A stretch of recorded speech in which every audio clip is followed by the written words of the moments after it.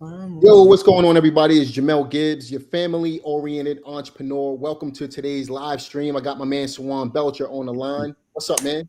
What up, big dog? How you Doing doing? good, man. I can't complain. Today, what we want to do is focus on how you guys can get started finding land and really taking advantage of the farm hack play that we actually put together on a video just the other day. Um, a lot of people have been contacting us in regards to how to get started with farm hacking. And we decided to put this live together in order to answer your questions and also give you guys a little bit of a rundown on how you can get started with farm hacking as well. We were playing around with our video quality just before the live, so it took us a couple minutes to hop on board. But here we are, and we're ready to get started with it. But first and foremost, if you guys have any questions, feel free to use the comment section on the side. Tell us where you are, tell us who you are and where you're from, and we're going to give you a shout out as well. And any questions that you guys have, again, we're happy to answer them over the next 60 minutes or so. We plan on doing some things to really get you guys integrated with farm hacking and really help as many people as possible to get started. But before we actually hop into the Q&A, Sawand, why don't you tell them a little bit about yourself? Absolutely. Hope everybody's doing amazing. Have an amazing day. Winning today. That's honestly one thing I've been trying to do my best to when I'm talking to you guys on the phone. Me and Jamel, we're putting this together because so many people are reaching out and wanting to figure out how they can make their dreams come true through real estate. So that's why we're doing this tonight for you guys. So I'm Sawand Belcher. A lot of people know me as This Is Me Taking Action on Instagram. I changed my social media handle when I quit my 9-to-5 job working as a car salesperson and entered in the real estate realm full time 8 years ago. And since then, we've been able to use creative strategies, to buy property, including our land and our property that we live on here now, in order to make funds and not just make the minimum wage or average, but to do like abundant, to make the money that you've always wanted to make. And so that's what we're gonna get a little bit into that tonight. That's right. Now, what Sawand and I have in common, for those of you who don't know me, I know there's a lot of new people to my channel. I've been in real estate since 2002. I've been educating investors on how to get started in real estate since 2006. I met Sawand back in 2019, 2020-ish. Yeah. And we met on Clubhouse. And, lo and behold, we're in the same area. He lived literally 8 minutes away from me. I didn't know. And same zip code, right? But the beautiful part about it is that that's a telltale sign that there's never any real competition when it comes to real estate. Sawand is a pretty big investor in my area, and so am I, but we never really crossed paths in order to be able to butt heads on a deal, right? So that goes to show you that there's enough deals. There's a lot of money out here for everybody to be able to partake in, as long as you're willing to get out there and make things happen for yourself. So Sawand and I, we shoot a lot of content together. He has his own channel. This Is Me Taking Action. Obviously, you guys are here on Jamel Gibbs. And I have my own platform, Deal Pro Academy and things like that. But today, we're really here to answer you guys' questions in regards to how to get started with buying land or investing into land, as well as profiting from the land as well. I see we have Sharon from Greensboro. Give a shout out to you. I see we have Denise from Burlington. We have Gregory from Clemson, South Carolina. We have Jumi from Ola from Los Angeles. Sorry. We also have who else do we have? We have Bernice Townsend on the line. Shout out to you.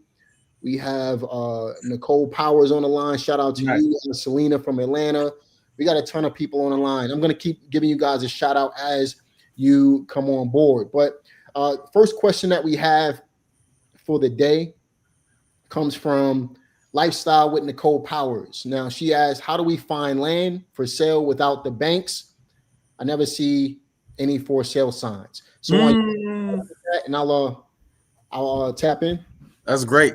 So just like what happened here at my property, you never saw a for sale sign because somebody picked it up off market, That's right? right. And so what off market means, just to break it down to the very basics. Okay, on market means that a realtor is working with the seller to help them sell their property for the most money possible. And the way that realtor is able to help them is because they're a licensed realtor, and then they use a listing agreement and they put that property up on the multiple listing service. That's where millions of people go to see property that's available right now. Okay. Off market is when there's not a realtor involved, right? And the buyer, right, that's us, goes directly to the seller, that's the landowner, and we put a transaction together by ourselves, right? What that allows you to do is to have discretion in your sale. That's why there's never a sign that pops up, but it also allows you to get a better price and a better relationship and a better understanding, and allow you to take a little bit more time to get that deal done versus buying something on market and competing with everyone else. Absolutely, man. And there's a lot of different ways that you guys can use in order to be able to find on market or off market deals. Again, stressing off market. The benefits of stressing off market is you really don't have a lot of competition when you're finding these types of deals, right? Now, of course, there's going to be other investors that are going to be marketing if they're looking for land. They're going to be marketing to these motivated sellers as well. But to be honest with you, and Sawand, you could probably vouch for me with this. When it comes to buying land, it's a lot easier to buy land than it is to buy a house, right? And Absolutely. the reason for that is because most people, most investors, even if you look on YouTube, most investors are going after houses versus land. Now, Sawand, I know when you bought your house, you were particularly going after the house, but you wanted the land with it. Absolutely. But there's also the play where you can add the house to the land if you wanted to. What do you feel is going to be the easier play in this market right now? Keeping in mind we're in a buyer's market. Do you feel like going after the house with a whole bunch of land on it is going to be easier than going after the land itself, or it's going to be equally compatible? Okay. I think it's a little equally compatible, but I think it's about what you want. Okay. That's I right. think people should focus on what they want, and then go after that. So, and I say that because all from what I see on my street and in my neighborhood, everyone here, I'm 34. Everybody else is 60s, 70s, 80s, You know what I'm saying? And so they're not necessarily able to keep up 10, 15, 20, 30, 40 acres like they could when they were in their 30s and 40s, right? Also, those people have paid off properties at this point, Mm-hmm. right? So that sets up like the perfect storm for the younger generation being able to come in, right, and negotiate, right, to be able to negotiate terms because it's paid off. Now we can negotiate terms with them, so you can find a decent house, and it really could be the house that whatever you guys want. It doesn't necessarily have to be some big grand house. It could just be a modular home. It could be a manufactured home, or it could be a nice house. That'll be all up to you guys. But there are people right now, there are people right now with paid off properties that have fair amounts of land with decent houses on it. Now, when I say decent, I mean even my house is newer, but yet it still came with smells, still came with dog pee, cat pee, grown up trees. So it's going to have all of those things because once again, those people aren't able to take care of it, Mm-hmm. right? But the good news is because it comes with those things, you can use you can use a little creative financing. You can use a little energy in order to get yourself the property that you guys want, at a fair price and great terms. Just to add to what you're saying, man, if you notice what Sawand just said, the house that he bought, now this is a 6,000 square foot home with 22 acres of land, right? but the seller had a certain level of distress. There was something going on. There was a problem that he was able to solve for the seller in order to be able to make the deal happen. So we're not looking for every single piece of property that's on the market. We're not looking for every seller to, we're not expecting every seller to sell us a deal. What we're looking for is a problem that we can solve. It's the same exact scenario when it comes to buying houses, right? So if you want to be able to buy land, you got to be able to solve a problem. So, for example, some of the things that you can focus on, maybe tax delinquent land, maybe expired listings, maybe houses. Yep. In Sawand's case, you said the seller he was on the market for over a year. Yeah. Before he actually came to the table with something for you guys to be able to work out. But there was a problem that was solved at the end of the day, in order for Sawand to be able to create the winning situation that he put himself into at the end. Another thing that you guys want to keep in mind, just like when it comes to houses, you have distressed land, right? So there's physical distress, maybe overgrown grass, too many trees, or whatever the case may be, right? There can be overgrown land. People could be dumping in trash on the land. These are the Absolutely. type of things that you're looking for. And obviously the seller, if they're up in age, let's say 60 and up, they can't keep up with this stuff. And they're looking for opportunities to where they can still make money on these properties, but they don't have to take care of the property itself. Transitioning into seller financing, Sawand, most people don't realize this, but most people don't go to the bank to get a loan for a piece of land. Most banks won't even lend money on these types of deals. So a lot of people don't realize that when you're buying land, most transactions that happen with land is either going to be cash or seller financing. Is that true or false? Oh, it's absolutely true. Yeah. Absolutely true. A lot of banks don't want to put their money in the dirt, because you can't see it. You can't see it. So a lot of banks don't want to put their money in the dirt. And the people who own land know this. They know it because, they end up putting a mobile home there. That's why they got mobile homes, or they never even put a house there. They just put their animals there. So those people know that. And because they know it, that gives you guys the advantage. It's almost like playing poker, That's right, man. Yep. Now, knowing that most deals are going to be done through seller financing or cash, does that necessarily mean that you need to have the cash? Does that necessarily mean that you need to know everything about seller financing when you first get started at this? Absolutely not. That's why we have attorneys and title companies, right? Amen.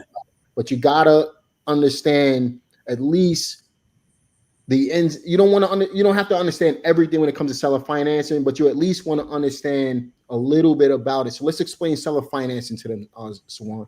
For sure. So, you don't need to know everything. That's what I would say. But what is most important is I keep saying this. I think I get it from you, Jamel. You need to know what you want, and when you get what you want, you'll know what that looks like. So that's when I'm negotiating with a seller.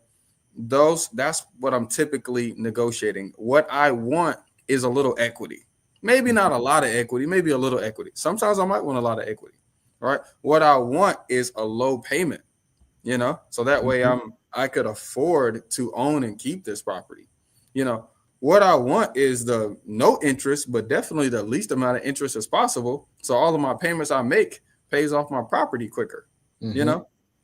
What I do want is the longest term possible, because I don't want to have to worry about trying to figure this out in a year or refigure this out in 2 years or refiguring out in 5 years. I want the longest term possible. So I think, just by focusing on what you want, and then communicating that with a landowner, I think there's a lot of value in that. I think there's a lot of, let me give you an example. So Miss Joanna, she picked up some property over on McConnell, right? Mhm. It came with a house, and 2 mobile homes and 5 lots. Okay, I think it was right at 18 acres. It even had like a little pond. But what she needed, okay, what she needed was she needed some tax help. I think she owed like 15 grand. So she figured let her buy a property that she can put 15 grand down on. All right. Mhm. She was already in real estate. And so that's what she focused on, negotiating that down payment, because she needed to get rid of that 15 grand in order to help her with her tax burden.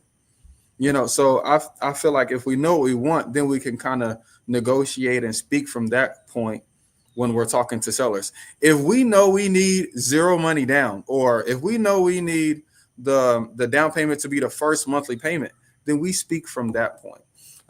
So I really just love to just go back to say, focus on what you want, you know.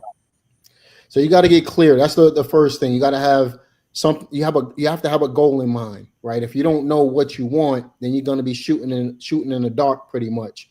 But if you know what you want, then you can backtrack off of that in order to be able to get to where you want to be at the end of the day, right? Now we do have another question. It says, how much money do I need to get started with this? And that came from, I just saw it a second ago. Give me a minute. Michael Charles says, how much money do I need to get started with this? Nice. So um, So you don't need any money, okay? If you did have some money, it would make it easier for you.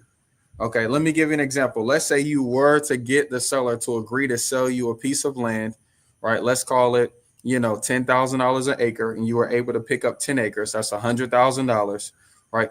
And he agreed to the first monthly payment being paid at closing. Let's say you guys agreed at $800 a month.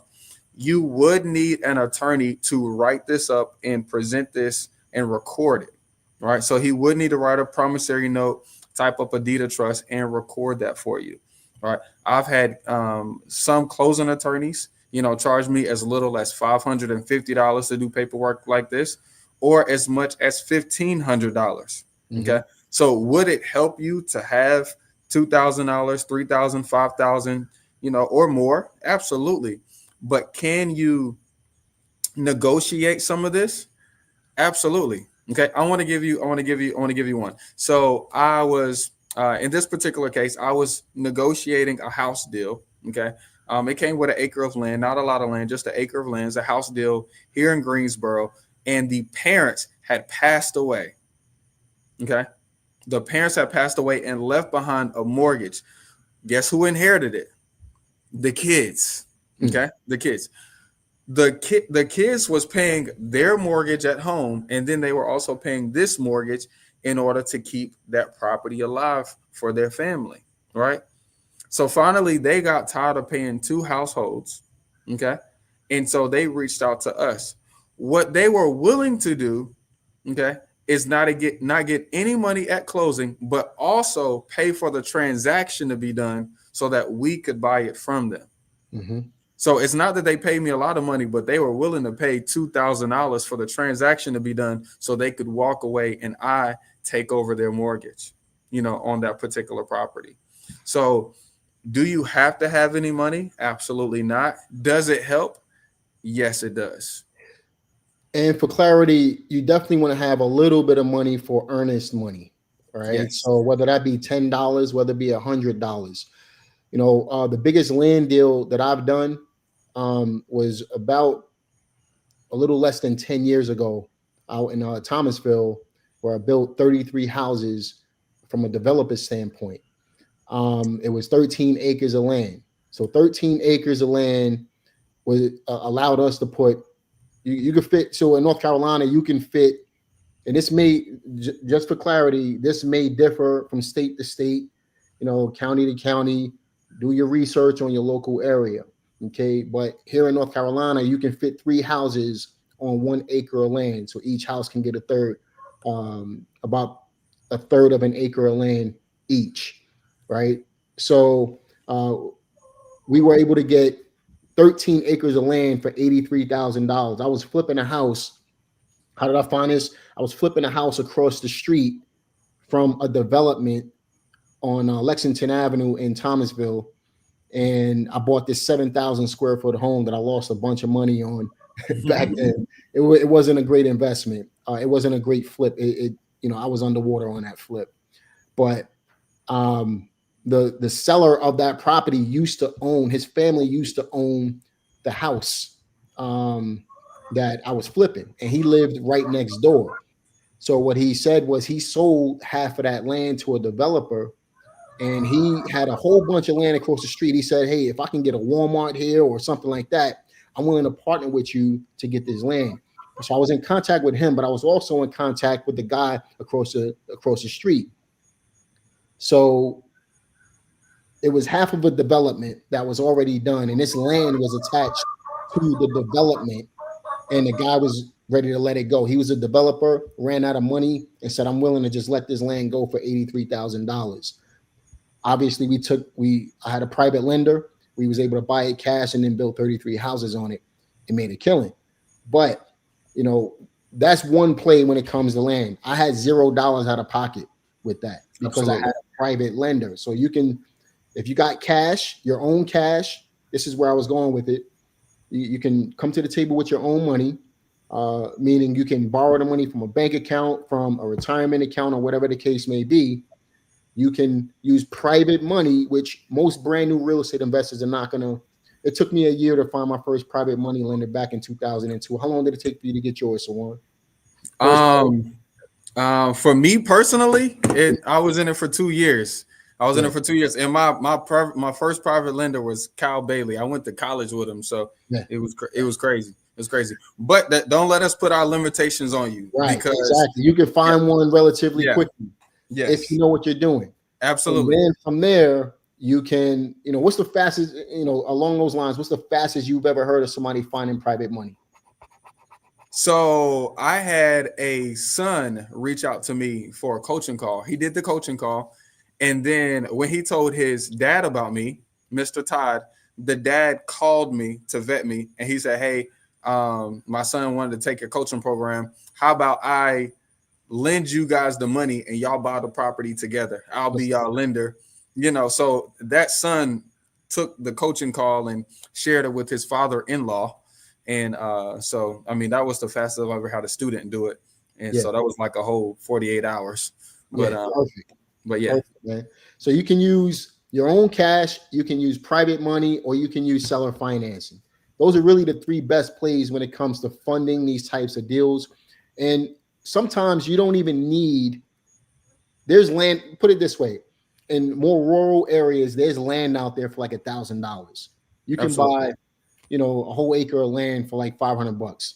If you know what you're doing. And we're actually going to show you how to do that. We got something we're going to talk to you guys about that, where you can make monthly payments for like $100. So you can buy land through seller financing for cheap, or if you got a couple grand, even if it's $10,000, there's certain parts of the country where you can go and buy this land absolutely cheap. Now, if you want to do this, in your own backyard, then the strategies we were talking about earlier when it comes to knowing what you want and really, looking for those off-market deals, definitely to play. What I recommend where you start is to pick the city where you are and go to the outskirts of that city. So you're looking for that secondary and tertiary market feel in order to, as long as there's some growth, as long as there's some activity happening in those particular areas, that's where you really want to start the land game.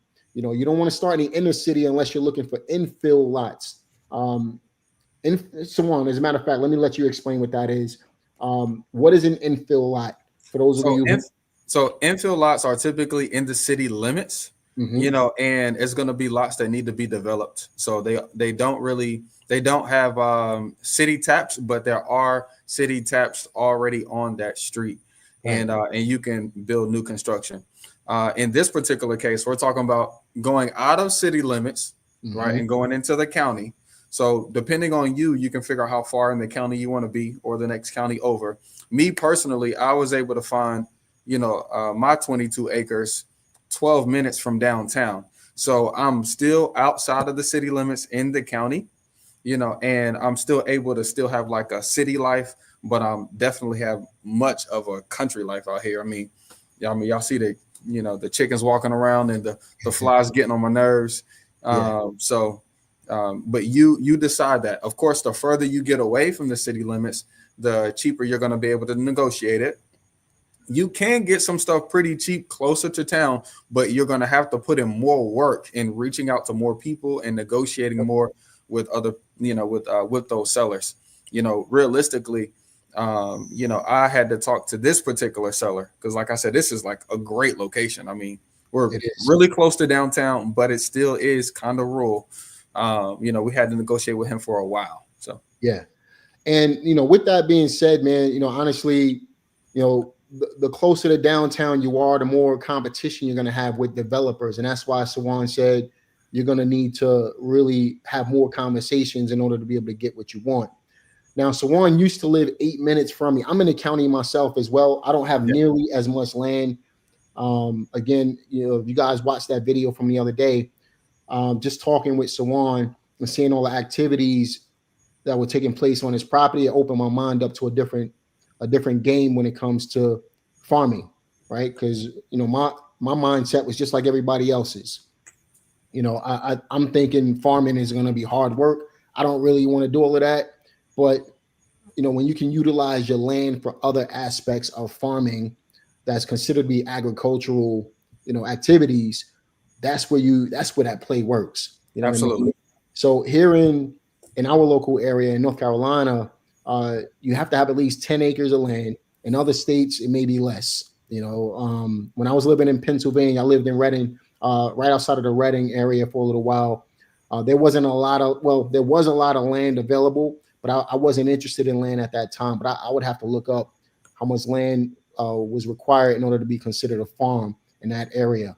In New York, when I grew up in Brooklyn, I would have to go upstate in order to find that type of land, man. So Yeah. I think in New Like Jersey, Georgia is like 5 acres. yes, in New Texas is Jersey, like Texas is like 5 acres. got it. Some places 5, some places 10, some places are 20. Mhm. Everything's gonna be different. New Uh, Jersey is 5 acres as well. Somebody yeah. mentioned that in the chats the other day. But look, you guys got questions. We're here to answer your questions for you. Let's see what we got here. Here's another good one. It says, this from Bernice Townsend: is there such a thing of upkeep of the land, especially when out of state? Oh, absolutely. Yeah, you're definitely gonna have some upkeep. Mhm. Anything that you buy in life is gonna have upkeep. That's just the way God made us. That's right. So here on our property, as far as upkeep, of course we have the grass. I keep out of the 22 acres, I keep 11 acres cut. So I do have to keep 11 acres of that cut. Now the good news is whenever I cut the grass, it's typically right before we have an event. you know. Now, lastly, other than that, you don't have to do anything else. My Mhm. my goal of the way I keep my properties, I keep it extremely clean. I don't know. I've always imagined just having an extremely nice property. So I do have other, fees that most people might not have because I put mulch down everywhere, Mhm. I'm Planting a gaining lot of animals. flowers and trees, extra Yeah, I'm trees. I'm planting a lot. I'm planting a lot. Um, our first winter having the property. Um, I think I planted like 1,000. I think I planted like 1,000 plants. Mhm. So in the pathway. So, but just your general upkeep, it's just going to be cutting grass. Yeah. So if you don't like cutting grass, don't buy land. You know. That's a fact. That's a fact, man. So there's a lot of ins and outs when it comes to the farming game. I'll give you an example. I went to a local farm. We had some comments on the that video that we put together. If you guys haven't had a chance to look at it, be sure to check it out. I think I can't remember the title of the video at the moment. Let me just check it out. It's the thumbnail says bought 22 acres with $0. Right now, we had a comment on there that said you can't do certain things when it comes to farming, or is not considered farming, like events, for example. Um, I don't agree with that, and I think it really depends on your municipality.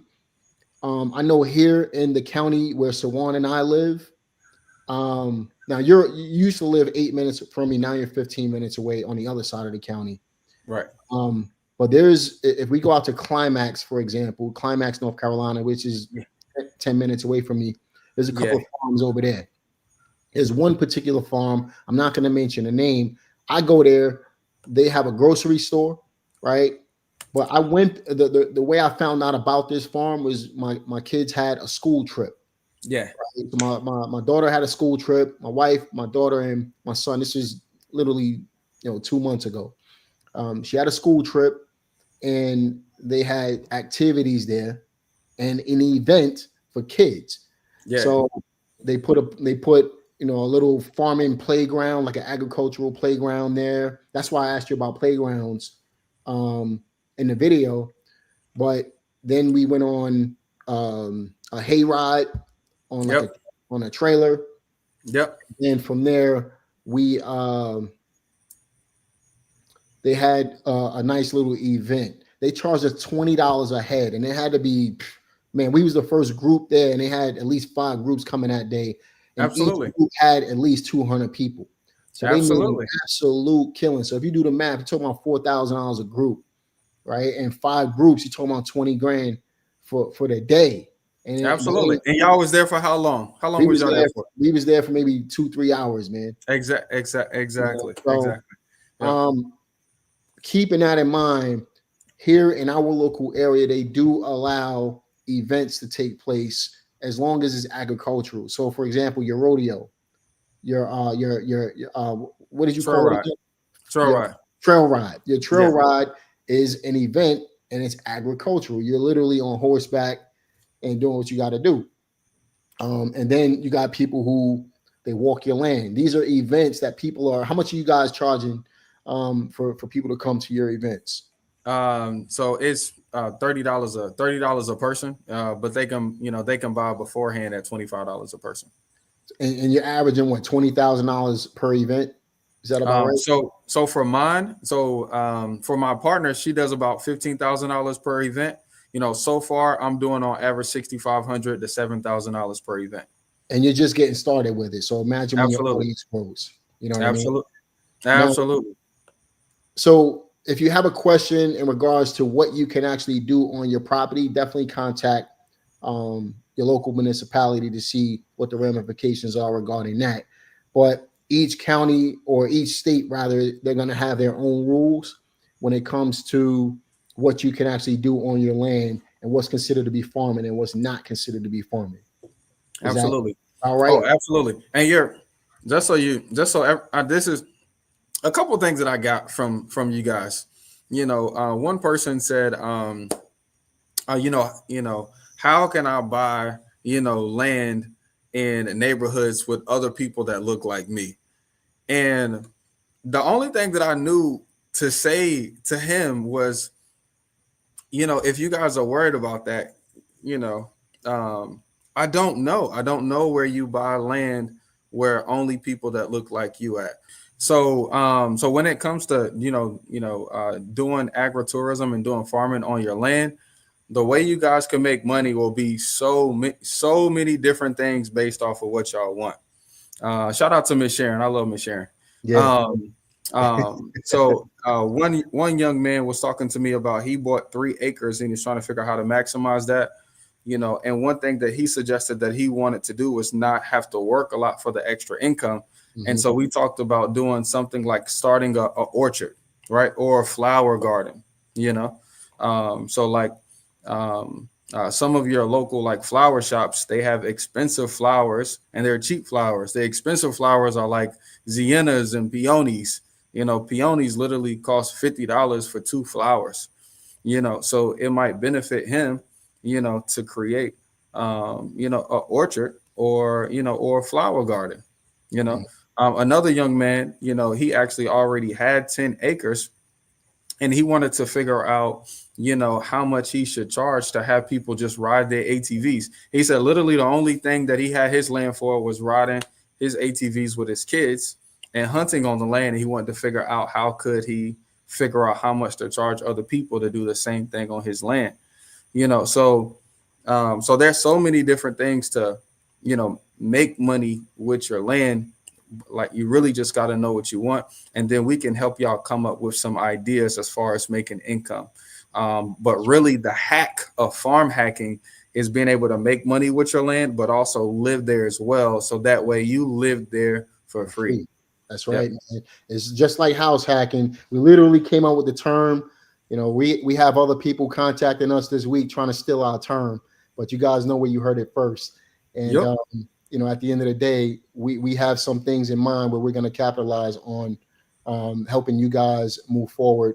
And when I say capitalize, we're talking about being able to really take farm hacking to a whole different level so that everybody can benefit from it, right? So another question came around from Joshua Cooper. What's their proof of income if using seller financing? Honestly, let me answer this, man. Please. And you can tap in if you see the need. When it comes to seller financing, a lot of, again, it goes back to what we were explaining regarding distress. If you have a seller, sometimes you will have sellers that will ask for proof of income and things like that. But honestly, I've been doing seller financing for over 20 years at this point. I've never had anybody ask me for proof of income. I never had anybody ask me for a credit report. Never had anybody even ask me for a down payment. It's all negotiated when I'm talking with them. The reason for that is because of the type of person that we are focusing on. Let me repeat what I said earlier today. I said we are looking for distress. If they have a problem, all of the other stuff goes out the window, right? They're not really concerned about, how you're going to pay for it, more so than getting rid of the problem. So if you have a problem that you can solve, then the financing issue goes out of the way. All they know is you're going to take over this property and be able to pay them every single month. And at the end of the day, if you don't pay them, they get the land back. Right? So they, just like a bank, they will foreclose on you and get the land back and still keep your money. So that's really the benefit to the seller. It's really up to you to make sure you do what you say you're going to do and actually pay the seller, no matter how you're going to pay them. Sawand is farm hacking, right? Sawand is using his land in order to be able to pay his $5,000 a month note. He's not coming out of pocket in order to do that. Did the seller ask you for any paperwork? No. He didn't ask for no credit score, no, like, let me send me your last 90 days of income. He didn't ask me for any of that. Sellers don't, and when you're off market, sellers don't typically ask for that stuff. As long as you're talking with the right person, right? And let me be clear about something. We're not taking advantage of anybody. We're looking for people that have problems, and we're solving the problem. And we're alleviating the seller from the issue, from the problem. As long as we are above board with that, there's nothing else to worry about, right? So the paperwork, none of that stuff matters. The only paperwork you have to worry about is the agreement that you put together with the seller. You can even go through an attorney to have all of that stuff set up so the seller feels even more comfortable with the situation. I'm sure you used an attorney in order to be able to close your deal. Yeah. We always use an attorney. I mean, there's no need. That right there, that just puts your credibility up. Go ahead, brother. That's right. Now, when it comes to signing the agreement with the seller, did you need an attorney in order to do that? In some cases, like in New York State, you probably need it. But here in the South, you can do a kitchen table signature with the seller. Just go to their house or meet at McDonald's or wherever, sign a contract, then send the paperwork to the attorney. It's that simple. I think people overthink this stuff a lot, rather than going through the motions and letting it happen. And I get it. You know what I mean? When you don't know, you just don't know. But that's why we're here to educate you, to teach you the ins and outs of all of this stuff so that you can be able to go and do what you want on your own piece of property as well. but you don't need paperwork. You don't need financing information. You're not. This is as easy as renting land, right? And even it's probably going to be even easier than that if we're being honest, because the seller is in a situation. You're proving that you can solve their problem, and all they care about is signing the contract so they can get out of the situation. Absolutely. No, I love that. If you'll just give me just a second, I want to address the mindset, if it's okay. Yeah. So, Mr. Josh, thanks for all the comments. You commenting a lot. I love the engagement. That's great. And then SD is commenting right behind you. So I want to make sure, brother, that you understand that if you want to do something, it doesn't matter where you're starting from. You keep saying that I'm reading your comments, so you're saying that you're starting from zero, you're starting from out of the mud. You don't understand how people can be successful unless they already have money. My brother, you are a man. Me and Jamel are men. We are warriors. That's okay. Right. When David stepped into the ring with Goliath, he didn't just tell himself he wasn't going to be successful. He said, I'm about to win. So you can't tell yourself defeating words, as you're trying to accomplish the things that you want. You got to speak life into the things that you're doing. And it's okay if they're challenging or hard, because that's what you want to do, right? That's what you want. Add to that before while you're on the David and Goliath topic, man, because I got an interesting take on this, and I wanted to get your opinion on this, man. So, a lot of people think David, when he threw the stone at Goliath's head, he was in control. He wasn't. He had faith in God. So when he threw that rock, he could have had his eyes closed and threw it. It would have still hit the same spot. Right. He wasn't directing that rock. Right. You know what I mean? The stone would have he would have threw the rock, all that force that came with it. It wouldn't have mattered. It would have still hit the same exact spot because God directed that rock into David's head. Into Goliath's head. So Absolutely. You got to allow yourself to have some faith as well. You know what Absolutely. I mean? Absolutely. So my brother, build up your faith muscle, and in the physical world, building up that faith muscle might be working out every day, because now you building up your physical body, you're stretching your physical muscles every day, right? And that's a mental challenge. It might be you getting around some different people, you stretching your mental muscle, getting around different people, talking about some different stuff. It might be, it might be learning something new that you never did before, and actually going out and doing it. But you're gonna have to stretch that faith muscle, because right now you're not working it enough. I can tell it just by what you texting right here in the thread. So just a little encouragement for you, brother. You got it. Yeah, man. And just to tell a little bit about myself, and I want you to feed into this as well, just to elaborate on what I'm about to say. When I first started, there wasn't a lot of education. We didn't have the internet the way we have it today. We didn't have social media. I started in 2002 at 21 years old, living in the projects. Nobody in my family ever bought a house before. I just knew that I was able to do it. I didn't have a coach. I didn't have any of that stuff. And I'm not saying that, obviously a coach is going to help you speed up the right coach is going to help you speed up your progress today. But when I started, it took some time because I had to make a lot of mistakes in order to be able to make it happen at the end of the day. But Absolutely. Did I have a home study course? No. Did I have, somebody actually showing me how to do it? Not until years, talking about a handful of years later, I started. And as I was growing, as I was gaining traction, I was meeting people who was kind of showing me the ropes, telling me to do this, not that. I had a couple people say, I had one guy, Steve DiPalantino. You guys hear me talk about him on my channel all the time, but he acted as a mentor for me. He had 120 rentals at that time. I didn't meet Steve until 5 years in. I was already making money in real estate, right? But I came to the table with something for Steve to be able to fix. He can look at my business from a bird's eye view and say, hey, I think you should fill in the pocket right here. Fill in this blank right here. Do this instead of that. And I was able to make adjustments. That was a real coach to me. right? Steve is still a really good friend of mine till today. But when I first started, I had all the confidence. Again, going back to faith, I had all the confidence in the world. I had all the faith in the world that I knew I was going to be able to make it happen. Nothing was going to stop me. That's the attitude that you got to carry for yourself. And I'm sure the same thing happens as well, man. I love it. No, bro, I quit I walked out of that car sales job. What happened? So what happened for me? I was already wholesaling. I had already had 2 houses, and Adam Spear was that guy for me. He had 110 houses, and he was only a few years older than me. And I was wholesaling him a house that day.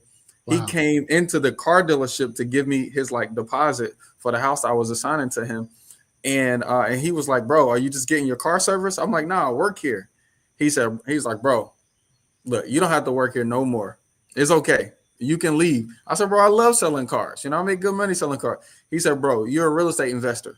If you feel uncomfortable walking out, I'll hold your hand. We can walk out this dealership together. So I didn't quit that. I didn't quit that day, but I quit 2 weeks later because I felt like that was, I felt like that was the tugging.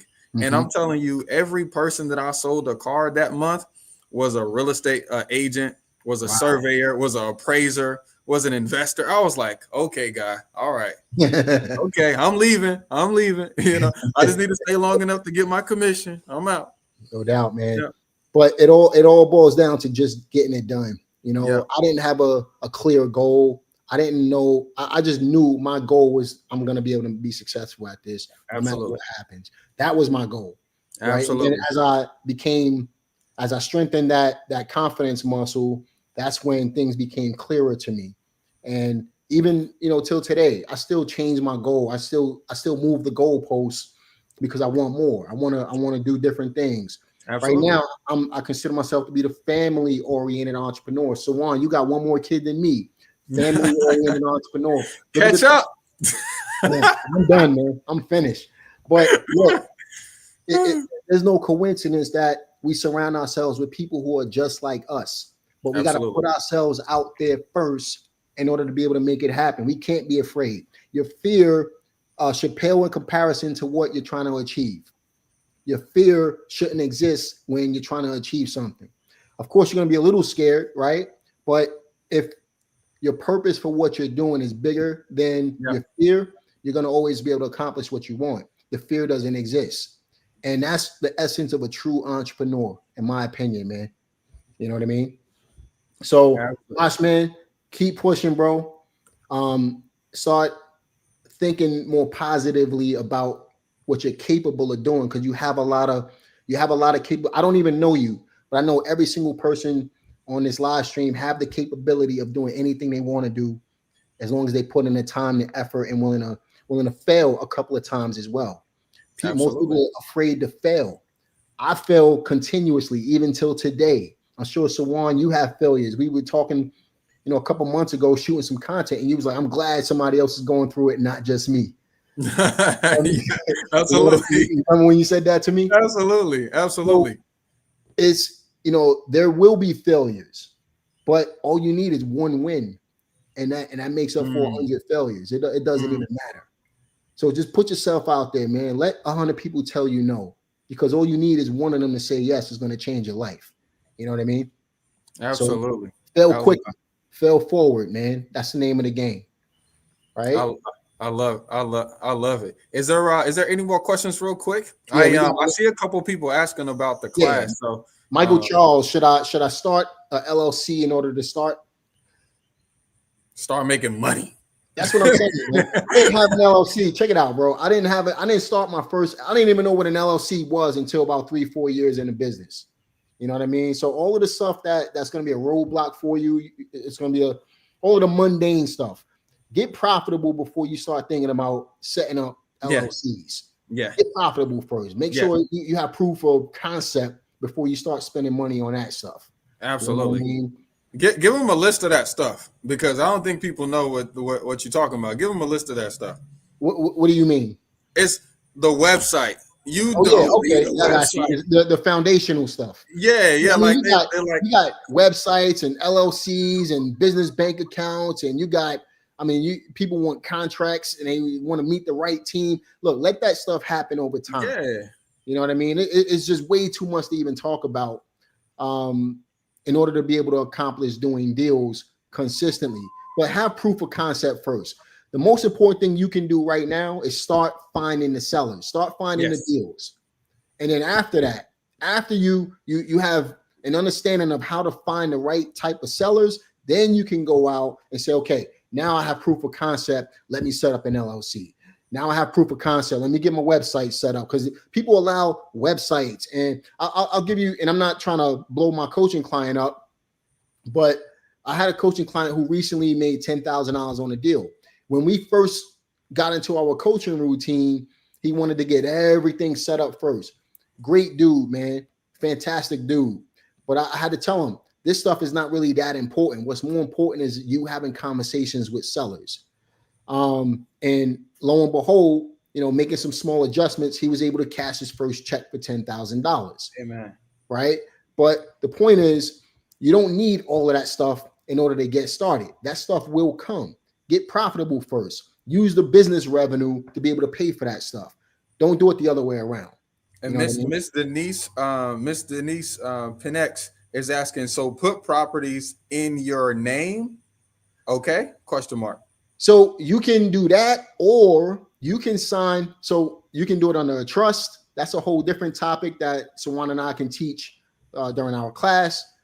Or you can find the deal and set up the LLC right on the spot. Meaning, you see what I'm saying? So all you got to do is say, okay, this is 123 Main Street.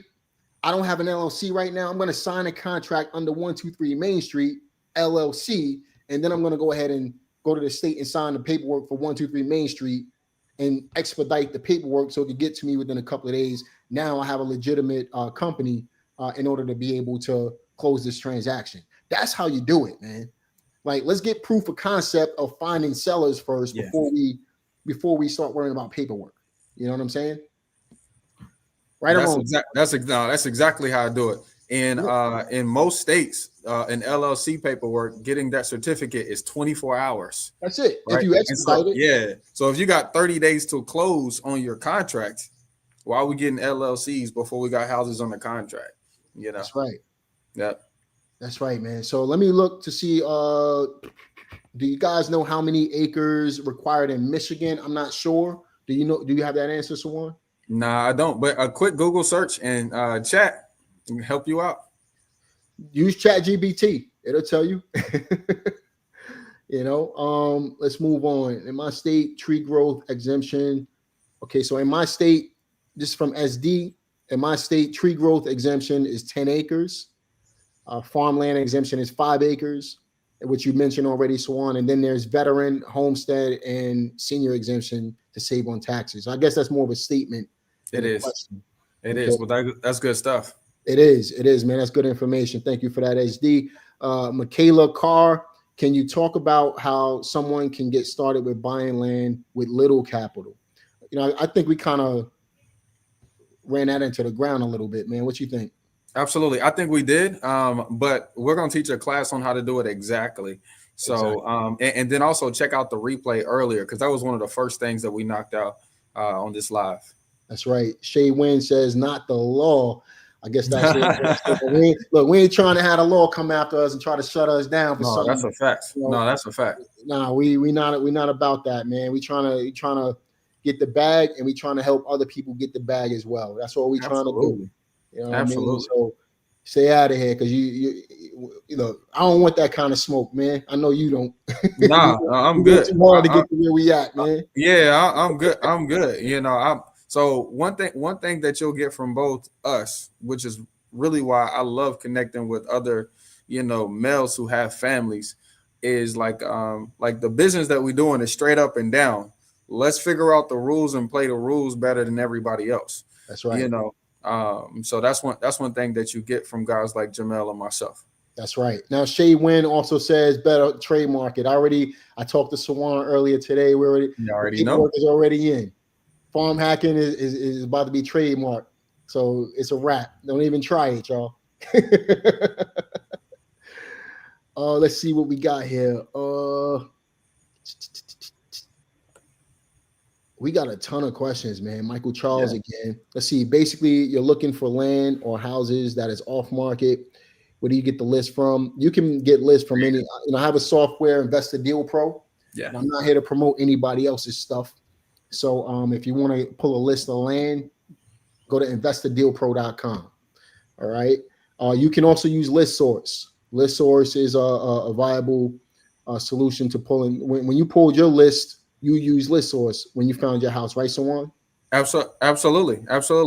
Right. And I mean, pulling a list is like when I first got started, I didn't pull a list or buy a list. I created my own list, you Mm-hmm. know, because a lot of you guys are going to be wanting to do it with the least amount of money as possible, at least until you get your foot in the door. That's right. So don't be afraid of creating your own list, meaning only write down the addresses that you're interested in, Yeah, look you at know? that. Mike, You I call that, I got a strategy called micro list. Right. Yeah, So it's literally narrowing down to the exact person you're trying to contact and get in contact with them. You know what I mean? Find a way. It might take you 10, 20 tries to do it, but micro list it. So notice what Sawan did when he found his property. He said, "This is what I want." And then he went out and he found I keep looking at this camera when I can't. it's all good. Yeah. It's all good. So I got a The camera chickens right keep here scaring me because over here. They keep flapping. I'm like, hold on, what's over there? I'm so used to looking at that camera up there but I just remembered that my camera situation wasn't acting right today with this StreamYard software. But It's all anyway, good. so Juan pulled the list first, right? Well, he knew what he wanted first, and then he wrapped his list.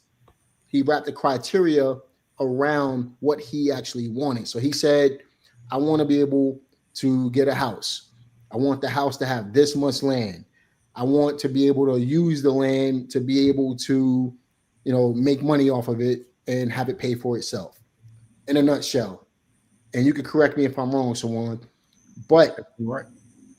at the end of the day, he created his own list. So know what your criteria is first. Know what you want first, and then backtrack off of that. And then when you pull in a list, select the filters that meet that criteria, and then start contacting people. That's really all you have to do. You want to add anything to that? No, I love that. Yeah, I love that. Cool. Don't make it difficult, guys. Just do it. That's right. So how are you finding these farm ranch owners who are motivated to sell? Again, we just kind of explained that, I guess. Yeah. So But you we'll don't know if they're motivated until you talk to so you them. So don't contact. start making up a bunch of stuff. You Now, know. and you know, can you search for somebody who will have a heightened level of motivation? Yes. For example, you might see that a piece of property is going under foreclosure. Maybe there's a code violation on it. Maybe there's tax issues, tax delinquent. Maybe there's seller problems. Maybe the land is just trashed and nobody's taking care of it. That will provide you with a heightened level of motivation when it comes to contacting sellers, but you still won't know if the seller is motivated until you actually put in the work to contact them right away. Absolutely. Absolutely. Now, I'll just go ahead and be frank with you guys. One of the best lists that I've ever pulled for this is no last sale date. Okay. That means that before computers or databases was Right. generated, the property still hasn't been sold, right? Mm-hmm. And then no unknown equity. So a lot of people will try to make sure there's high equity. Well, and there's no database that knows if there's equity on this property or not. And that really shrinks down property that's been passed down from generation to generation to generation, at least the last past 5 or 6 generations.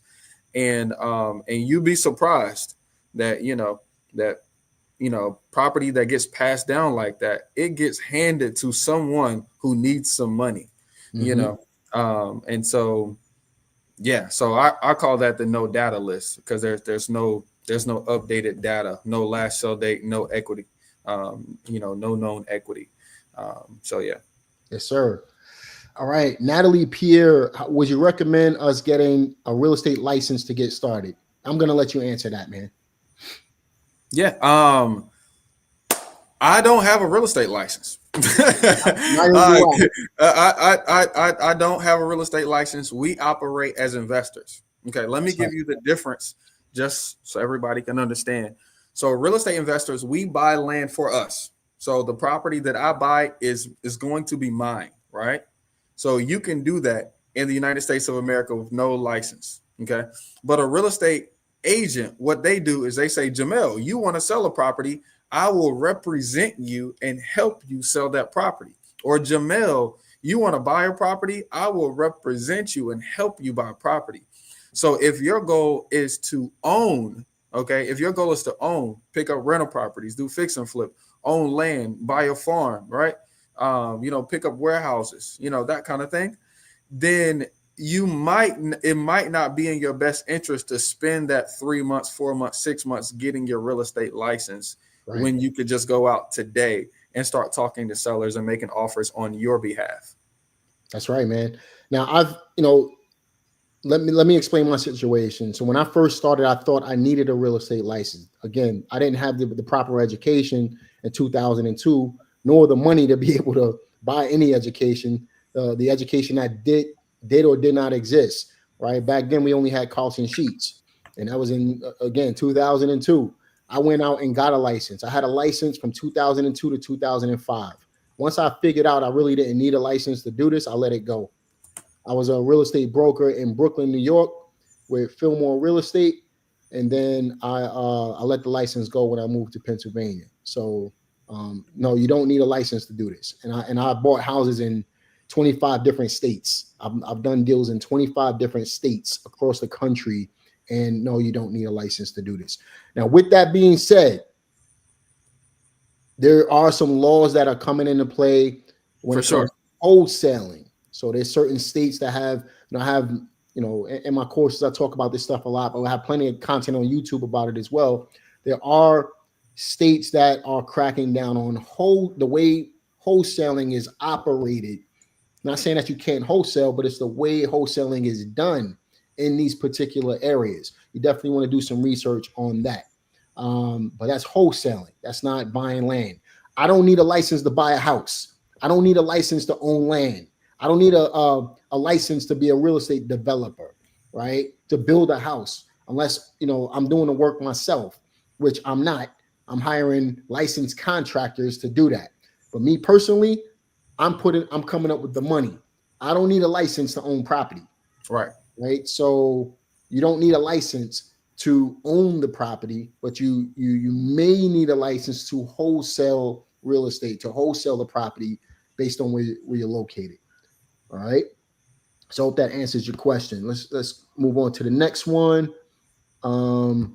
Says Ola. So Ola,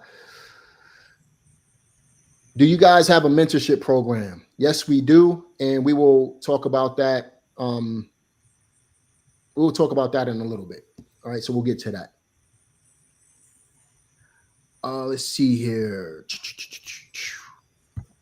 So it says this is Denise Penix. So putting properties in your name is okay. I think we kind of hit that nail on. I think that's the question that you were referencing. Yeah. One. Yeah. Okay, perfect. So we hit the nail on the head with that. Has the seller, this is from Courtney Marshall, shout out to Courtney.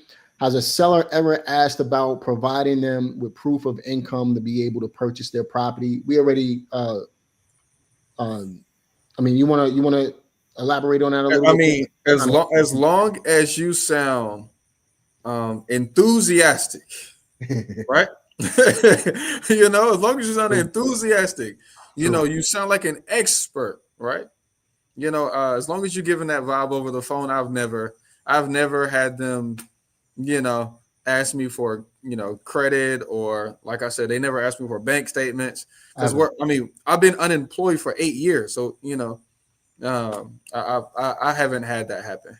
So let me elaborate on that a little bit. When it comes to sellers asking you for anything, we hit the nail on the head with this already. But the better you can negotiate, Yep. the the more chances you have of getting the deal. And your negotiation muscle, Mike Tyson over here. Yeah, your negotiation muscle is only built when you use it. The more Absolutely. sellers you talk to, it's like going to the gym. If I want to put up, I could walk into any gym and put up a fair amount of weight right now. How much But you pulling it? Let's be serious on a chest press. What you really pressing? you really want? Yeah, I could put up 400 easily, man. get up. I All got a right. gym right here, man. This gym is in Mother Rock. I could put up 400 on a bench and a little over 400 and some change on a squat. Nah, But that's I'm nice. 44 years old, man. You know That's what I nice. mean? I've been benching 315, 400 pounds for 20 years, man. Yeah, So that's nice. That's nice. 40, and that's not bad for a 44-year-old, man. Oh yeah, yeah. No, I can pull out. I can pull out like 280. I think I Yeah. max out around 280, 285. On a bench? Yeah, on the bench, on the chest press. And what's your weight? I'm 145 or 146, something like that. Yeah, man. I'm 250, man. So, Yeah. for me, it's if we're talking about pound for pound, you're a lot stronger than I am, then, bro. Yeah, yeah. You know what I mean? What you mean? Absolutely. Yeah. Hey, I'm just saying. I get it in the mud every day. Hey, you my brother, man. I I appreciate was you, man. living But that pound for chicken feed pound, this you're morning. definitely a lot stronger than me. But you also, I got you by 10 years, man. So Yeah.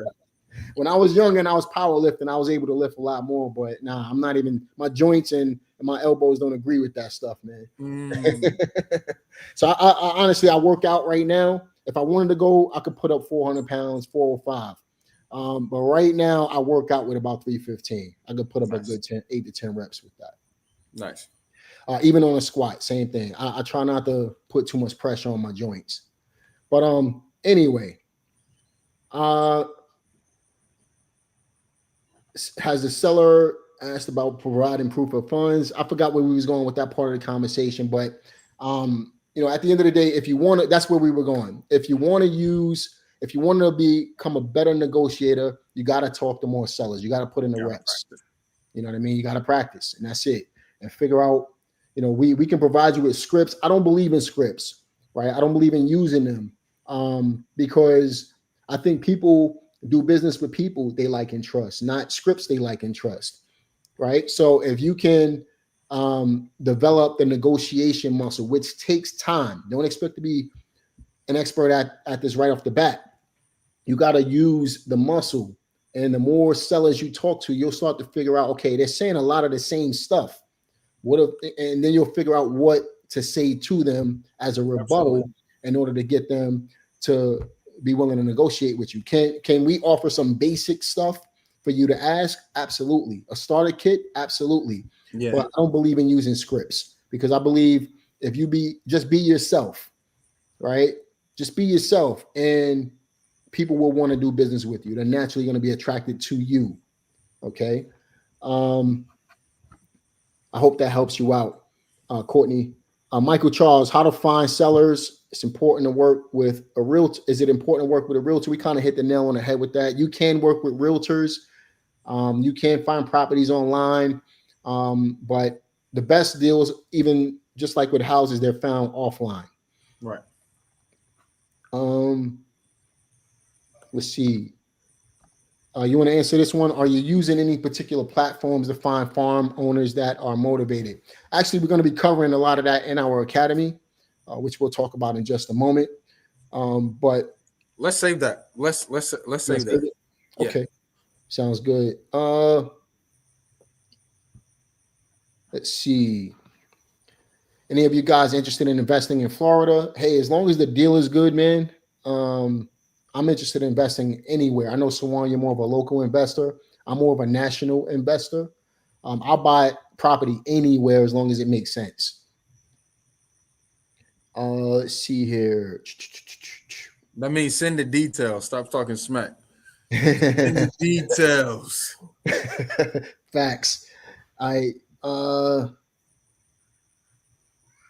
Let's see here. Just so y'all know, we talk like this because we brothers. We be going back. Right. We brothers. So yeah. Let's see. Man, so much great stuff we have here, man. I want to go to Real Stony. That's the next question. I'm looking for everything with a question mark, just so y'all know. Anything that has a question mark, those are the ones I'm going after. It just makes it easier to find the questions. Have you thought about working with land expert locally to help you subdivide or dispose of that acreage? Sawand, you want to answer that?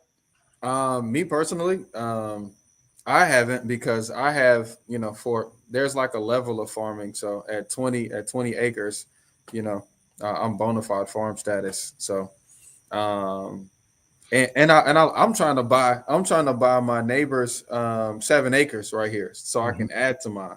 So I haven't considered subdividing.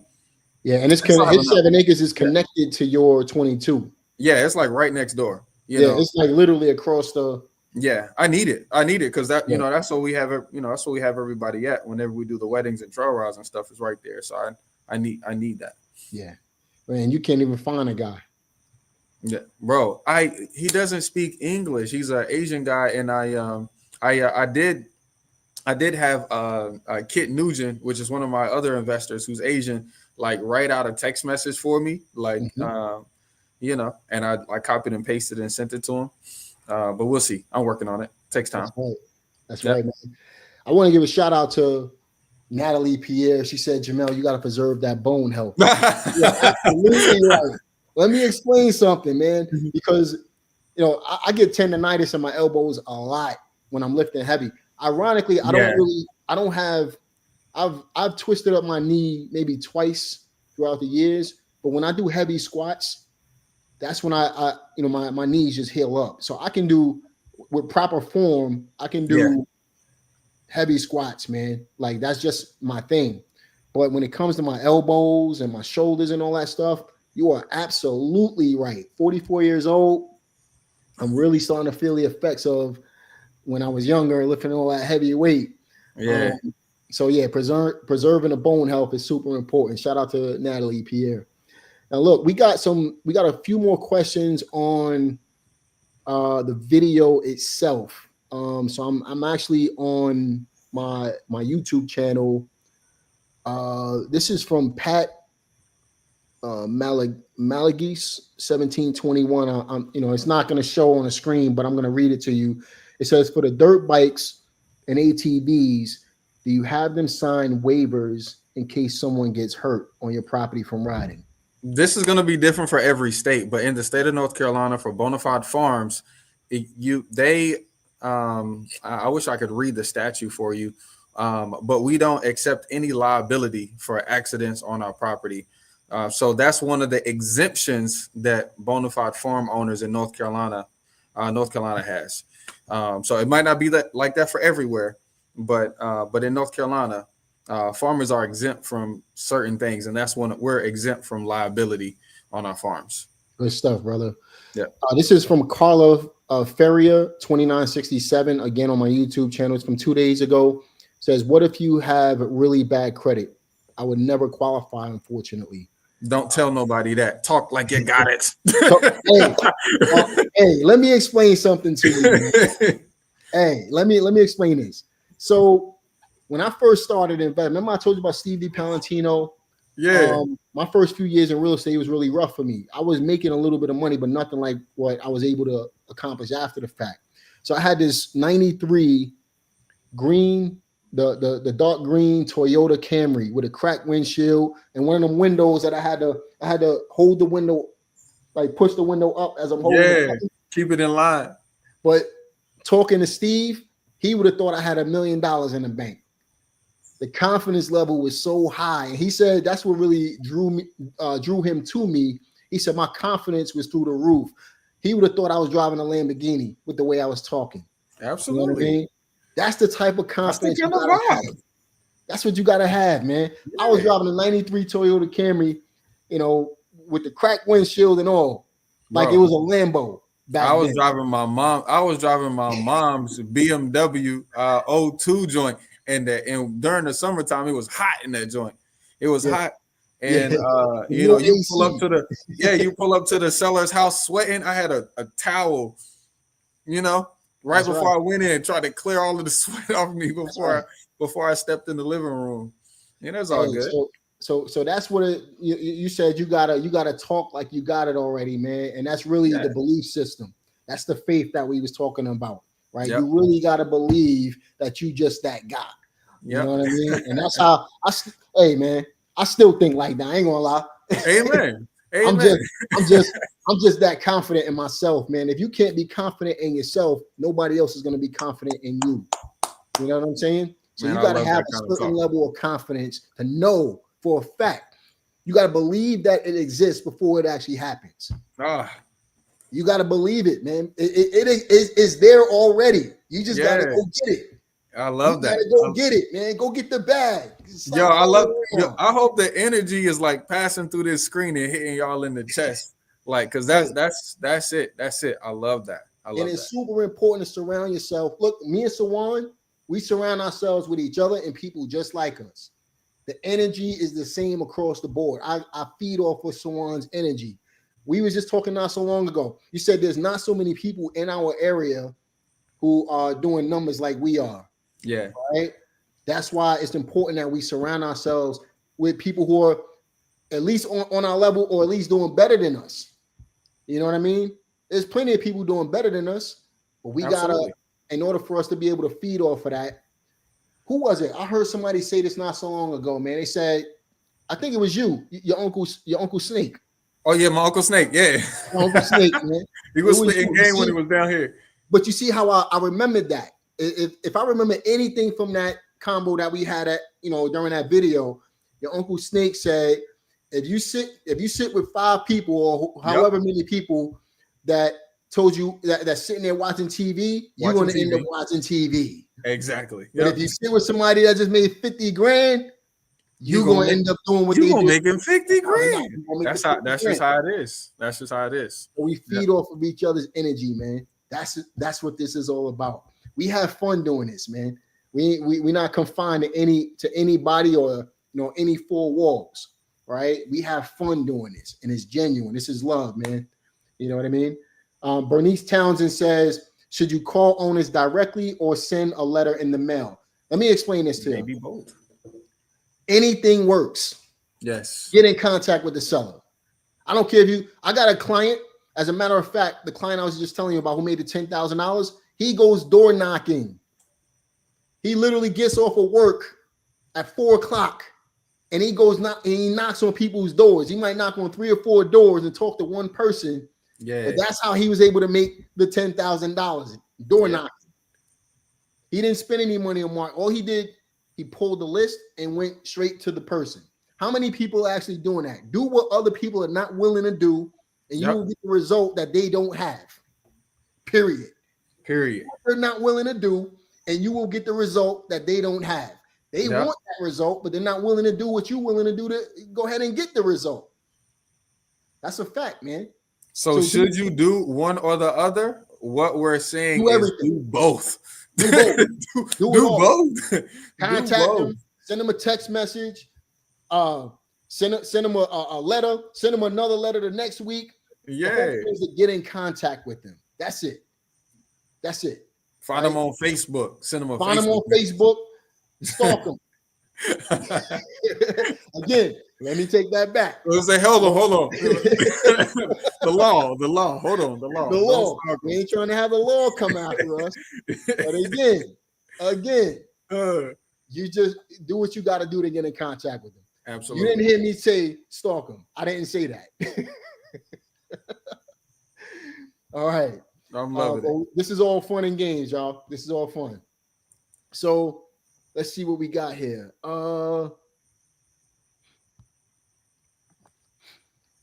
Question: what organization or program to either of you attach yourself to? I'm not sure what that means. Yeah. I think he's asking like who do we learn from, I guess.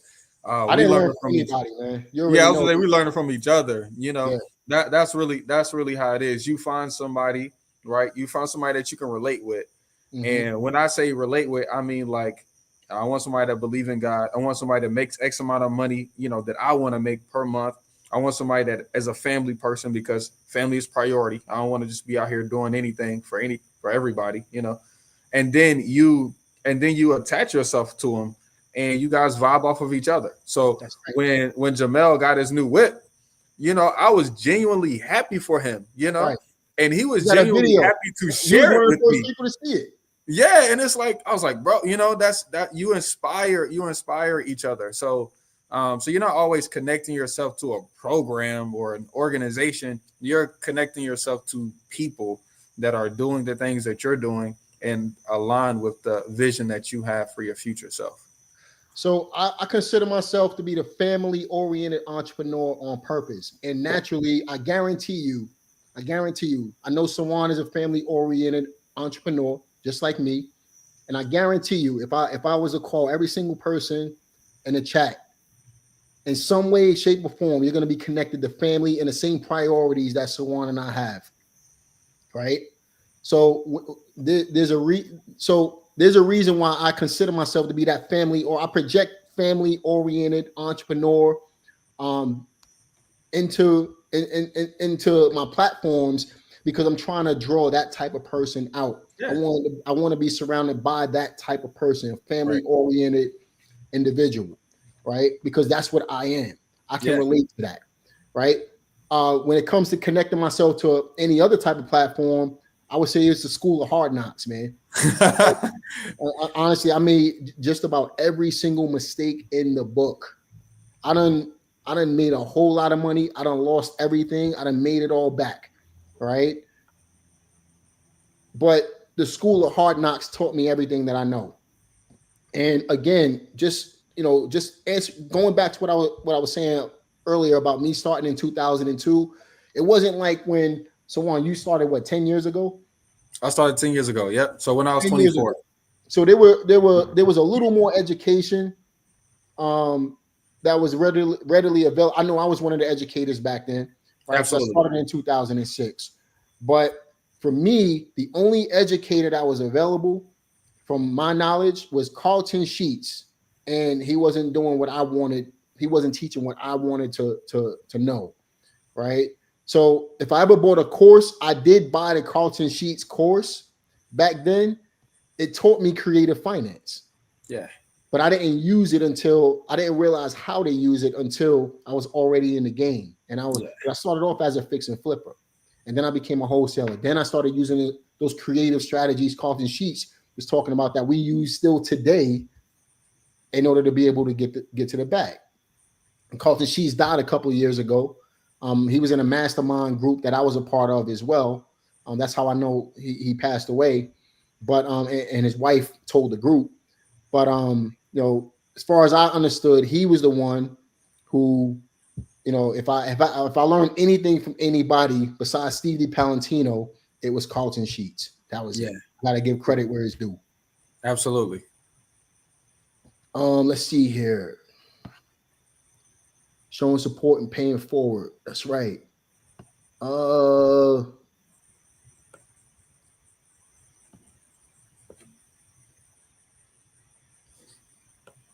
Let's see here. How do you keep track of all the properties? Property management. What do you do, Sawand? Property management.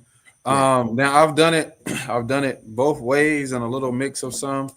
I remember when I first got my first few properties, I was like, oh, once I get to 10, I'll give it to property management. And the reason I wanted to manage up till 10, because I wanted to learn what a good property manager would do. When they would send out notices, what the notices are, how much certain things would cost, but I didn't give up property management until I got to 30. So absolutely, man. Yeah. So my man Real Stoney says shout out to the Sheets. Absolutely, man. Yeah. He's a goat in this for sure, man. You know what I mean? Shout out to Carlton Sheets. We have Katrina Davis. Are you on a school platform? I have a school. I'm not sure if you do. I have Deal Pro Academy or Deal Pro Community on school. But Sawand and I will be setting up. We're actually in the process of setting up Farm Hacking Academy on school. So give it a week or so. That's going to be set up, and you guys will be invited to join that as well. Let's see what other questions we got. I think we got a few more, man. I think that's it, man. Oh, how do I find owner financed land? Google-ese. That I think we kind of beat that into the ground a little bit. There was Absolutely. one question. There was one person that had a lot of good questions, man. It was the reason I wanted to do this Q&A. Let me try to find that real quick. Let me try to find this, man. I know exactly where it is. I just got to get to it. It's all good. Because these are some questions that I think everybody's gonna have. Now you might hear the video pop up in just a second, but I'm gonna pause it. And if you guys have more questions, we are gonna clear all of those up. Me and actually with all of y'all responses. So thanks for all of y'all responses and interest. For sure. We're gonna clear up all of those questions with a little class, and Jamel is gonna tell us about that here in just a second. But we appreciate y'all, and we're trying to do our best to make sure that y'all got what y'all need. So if you need something, you gotta ask. You gotta ask. That's right. That's right. Here's a really good question from Know It TV. How much are your taxes for the farm? What was the qualifications to get this land and the farm? I think we kind of covered a lot of that, but you feel free to ask about it, man. But I will. So so the property when I originally bought it was just zoned as residential, res ag. Okay. When I changed the zoning to a farm, my property taxes for the property dropped significantly. So much so my property taxes are now less than my last house that was 3 bedrooms, 2 baths, and it's only 1,900 square feet sitting on 1 acre. Mm-hmm. Okay. So that addressed the property tax. What was the other part of that question? The other part is what was your qualifications to get this land and the farm?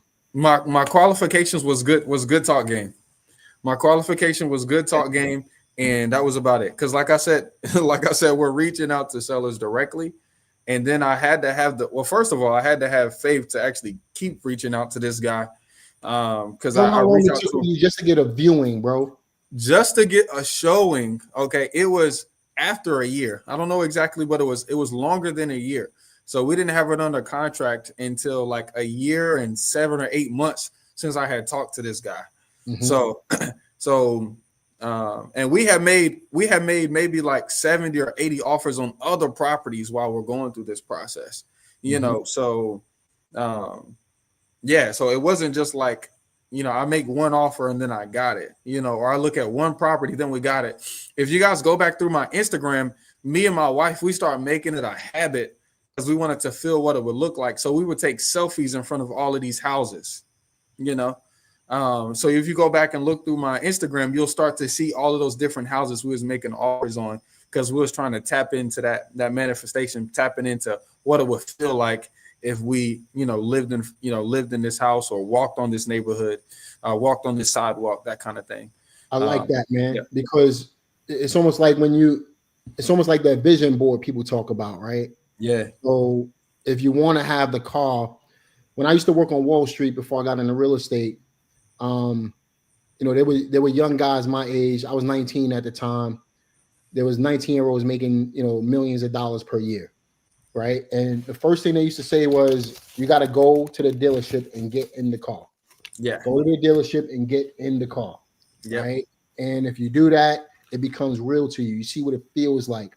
Yep. The reason why I drive a Porsche today is because when I was on Wall Street, 2 reasons. And I don't like to talk about material things at all. You guys never hear me talk about none of that stuff on my channel, but I want to paint the picture for you. So when I was young, I had one job ever in my whole life, and it was for 2 weeks. And I was at McDonald's right on Hamilton Avenue in Brooklyn, New York, right in my old neighborhood in Red Hook. The owner of that McDonald's, I remember him pulling up in a black 911 one time. And I said, and I'm 14, 15 years old at the time. I said, I'm going to have a Porsche one day. Right. And I believe that so much so that I drive a Porsche today. Yeah. Right? And then when I was on Wall Street, I was 19 years old, and it was a guy named Hector who was one of the brokers at the time. He had a Porsche, but he was in the game for longer than I was. And he was about 25 years old at the time. And he had a black 911. I didn't want, so I always admired the 911. But then when the Panamera came out, I said, I want that car. This was back in like early in mid 2000s or whenever it came out. Right. So a couple years ago, it's been about a year and a half. I had that Porsche now. 2 years, so, at least 2 years. Yeah. 2 years. So since you bought the house, right? Yeah. So I said, I'm going to get myself a Porsche. Well, could I afford it a long time ago? Absolutely. But this was my time. I used to have a 750 BMW. I got rid of it. I got the Porsche. Same thing with my Escalade. I remember a kid in my neighborhood driving an Escalade. Then I remember one of the real estate investors that I knew growing up in Brooklyn, when I became a real estate broker, he had an Escalade. This is in like the early 2000s. I couldn't afford it. So I switched up and I said, I'm going to get an Escalade. Back in 2019, I bought a brand new Escalade, and then I changed it to the new body just a couple years ago. But the now new body is so nice. Oh my gosh. Yeah. But now I have a Porsche and an Escalade, two cars that I always wanted, and I waited to the right time to be able to get it. I don't brag. I don't like to talk about my material possessions or what I have. But I say that to paint the picture that if you have a vision, you can accomplish anything you want. Sometimes it will take time for you to be able to get it. Don't rush it. Don't try to stay off for Instagram, basically, right? Stay off for Instagram. Get it when you can actually afford it and pay for it 2-3 times over, right? But for now, focus on the land. Let the land pay for the vehicles. You know what I mean? And that's kind of where I'm going with that part of the conversation, man. Question, Sawand. This is from Wayne or Warland Johnson 5200. Warland Johnson 5200 on YouTube. Is this a SDA loan? So let's play back. SDA loan. It's an SDA loan. Yeah, no. So I personally didn't buy my property through a SBA loan. So that's like a business loan. Mm-hmm. I'm sorry, USDA loan. Sorry about that. It wasn't a USDA loan, but the USDA does have great loans for farm properties, or just rural properties with land. I mean, they have 102% financing with a minimum credit score of 615. So, yeah. Now, I know we spoke about private money and all those other ways, but this is another way that you can fund land. It totally went over my head earlier today. But you gotta have at least 620? Or is it 615? I was talking to Antonio Glenn about it yesterday. It's a 615 right now. USDA loan, 102% financing is the best you can get. So they financing the closing costs right now. Yeah, they finance. That's 100% financing on land and property. Now, one thing I will say, if you own land right now, or if you have the ability to negotiate seller financing, what I do know as a real estate developer is you can use the land as your down payment in order to be able to get funding to be able to build the houses. Yes. Right. That's a whole nother play. Right. We're talking about farmland right now, but if we're talking about buying land, and that's how I was able to do that, the 33 houses, you can buy the land and then use that. Use the land as your down payment to be able to fund the entire new construction projects that you have going on the property. Now, I don't recommend, let's say you're able to build 30 houses. I don't recommend building 30 houses right off the bat. What I recommend is starting with 1 or 2 and get those under contract and sold, then build another 2 and then keep doubling up, go from 2 to 4 to 8 to 16 like that, because now you're dealing with cash flow and you can afford the monthly payments. Some lenders will allow you to make a payment after a certain period of time as well, say 12 to 18 months.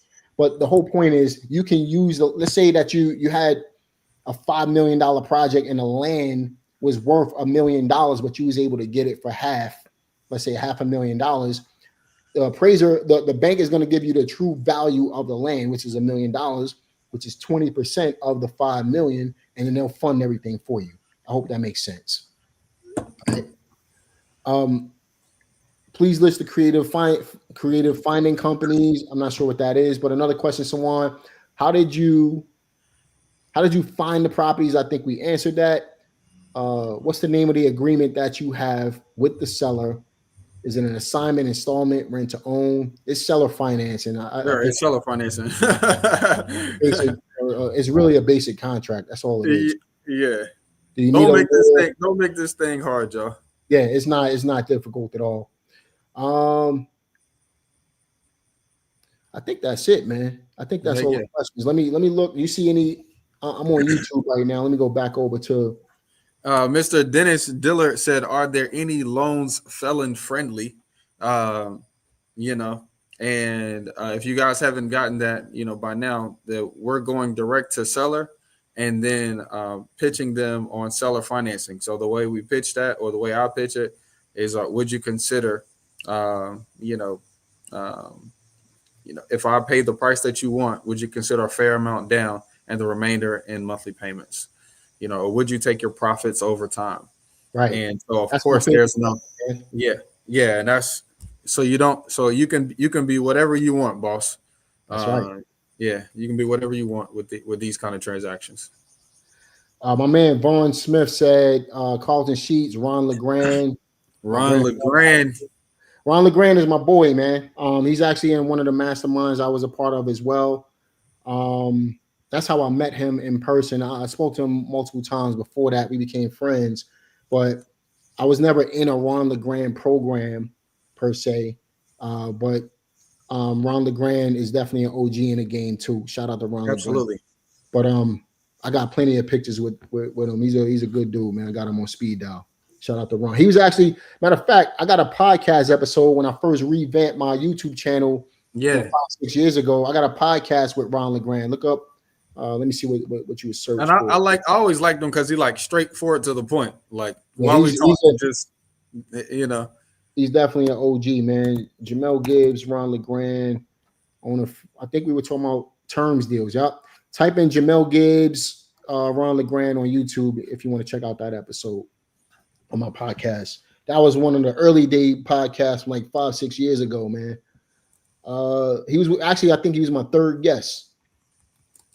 So let's see. We got some more questions, man. What about, let me get to this one. What about PPL, PPC? I think we talked about that in the video. For those of you who don't know, PPL stands for pay per lead. PPC stands for pay per click, right? I personally don't like PPL leads because of the quality. You don't know what the quality of the lead is.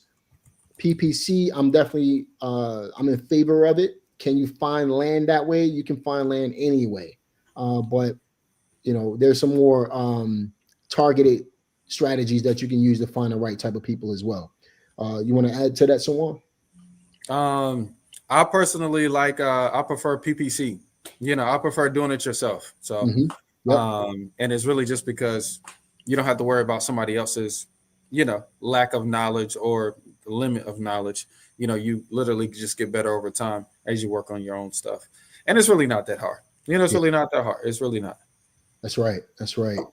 My man, Real Stony again. Salute. He says, will you or have you thought about acquiring, selling your land utilizing SDIRA? I don't even know what that is, bro. I don't know. Hey, we made millions of dollars without knowing what that is. I don't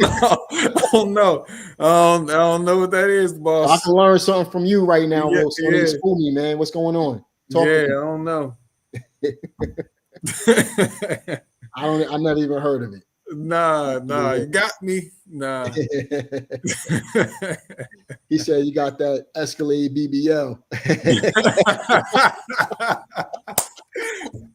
Oh, that's hilarious. Yeah, that's bro. Funny, man.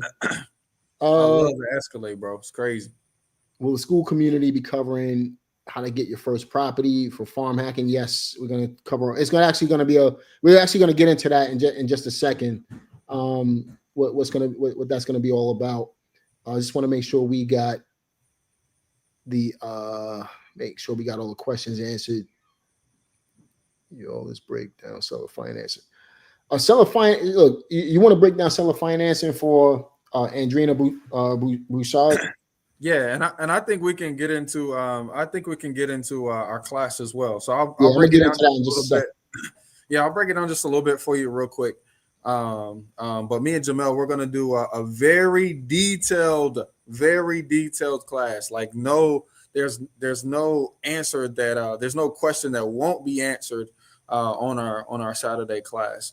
But seller financing simply means, okay, the seller owns a property, okay.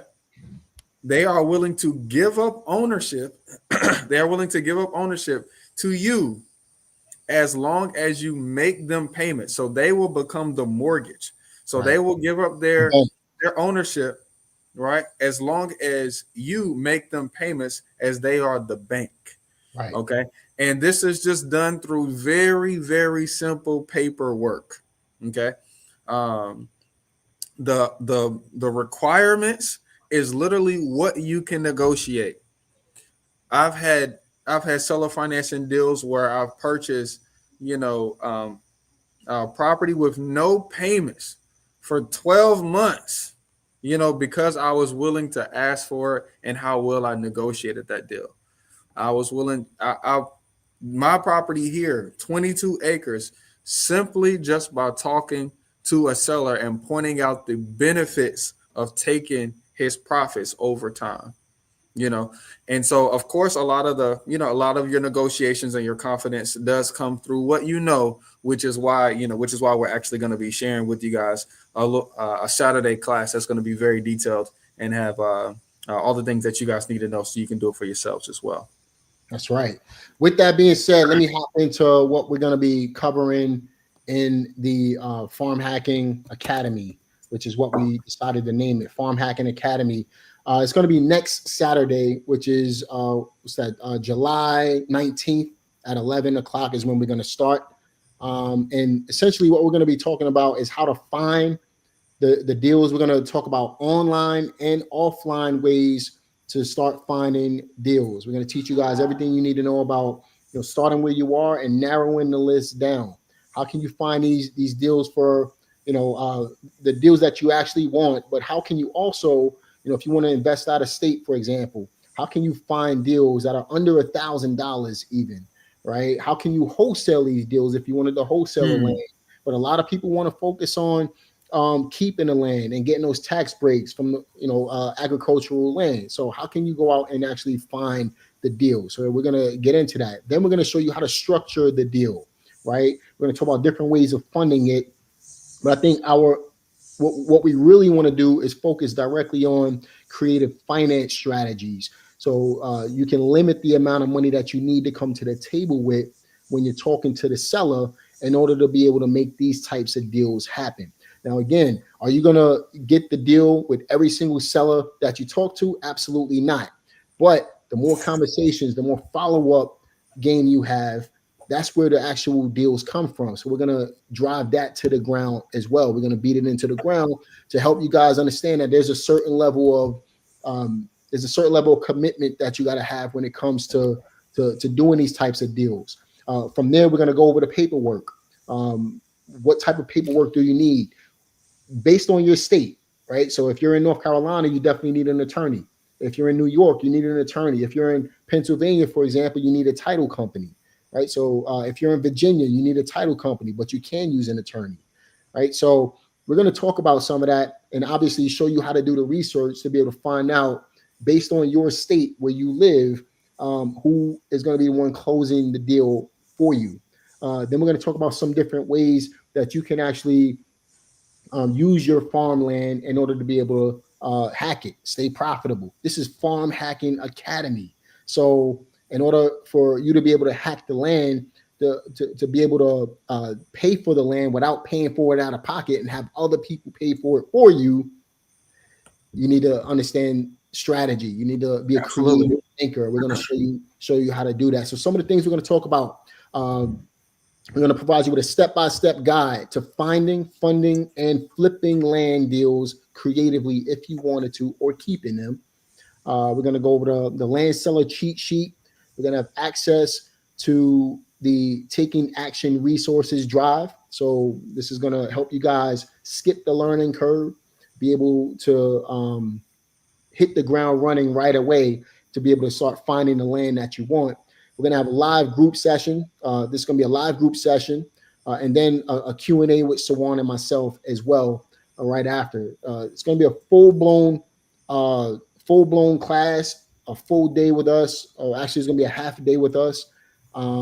And you're going to learn everything that you need to know from A to Z with all your questions answered on how to get started becoming a farm hacker in today's market. If you guys want to get started with that, feel free to go to farmhackingacademy.com, farmhackingacademy.com. I'm actually going to put that up on the screen. But Sawand, you want to add anything to that while I'm actually putting this up on the screen?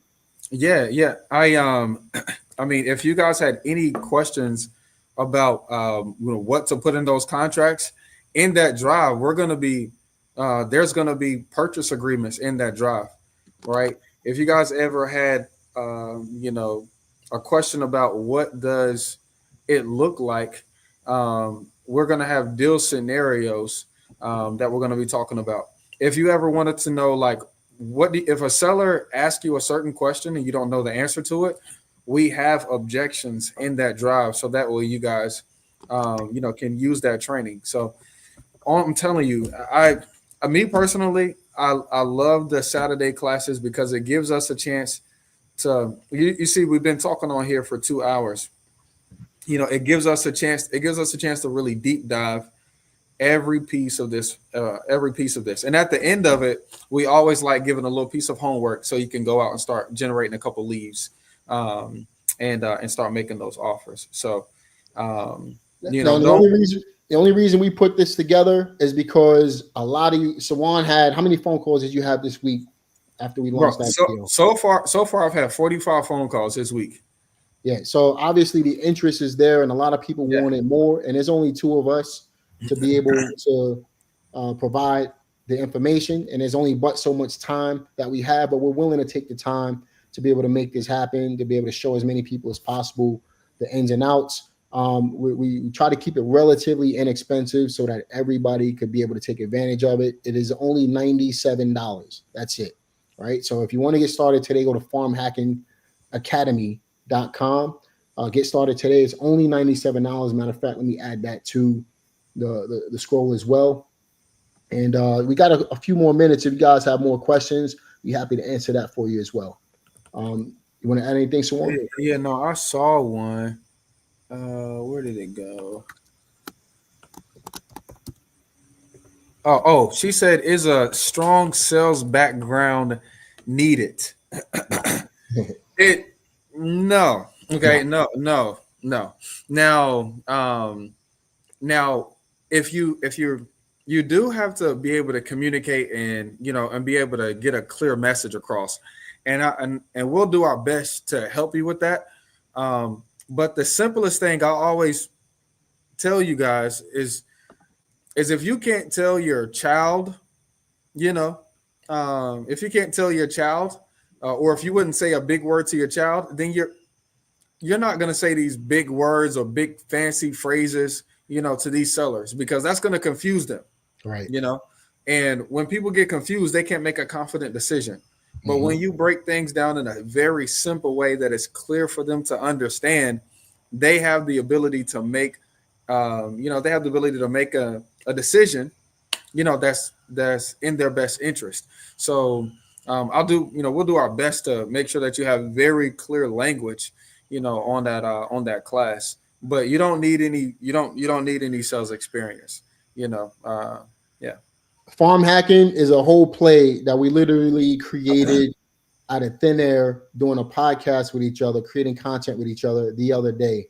If you guys, you can see the very moment, it might have been, somewhere in the mix. I can't remember the exact minute, but if you watch the video, you'll see the very moment when the idea popped into my head. It says, Sawand, farm hacking. Yeah.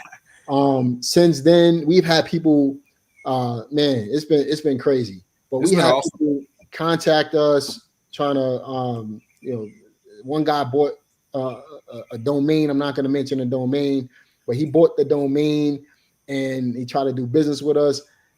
Something I thought about doing, I just didn't get to it fast enough. That's why I trademarked it. But the interest in this is obvious. Everybody wants to own their piece of or their fair share of land. And we're going to give you guys the play in order to be able to make it happen. I got 23, 24 years of experience in real estate. Sawand, you got another 10. So combined, we're talking about 34 years of experience, well over 2,000 deals if we're combining our deals together. And we know the play, right? I don't own a farm myself. Sawand is the expert with that. I know all of the ins and outs of real estate. If I bought a farm today, I know how to make money with it, right? Fact. Seller finance and creative finance, that's my play, right? I know how to make money, period, right? I'm a hustler. Sawand is a hustler. But together, you got the dynamic duo.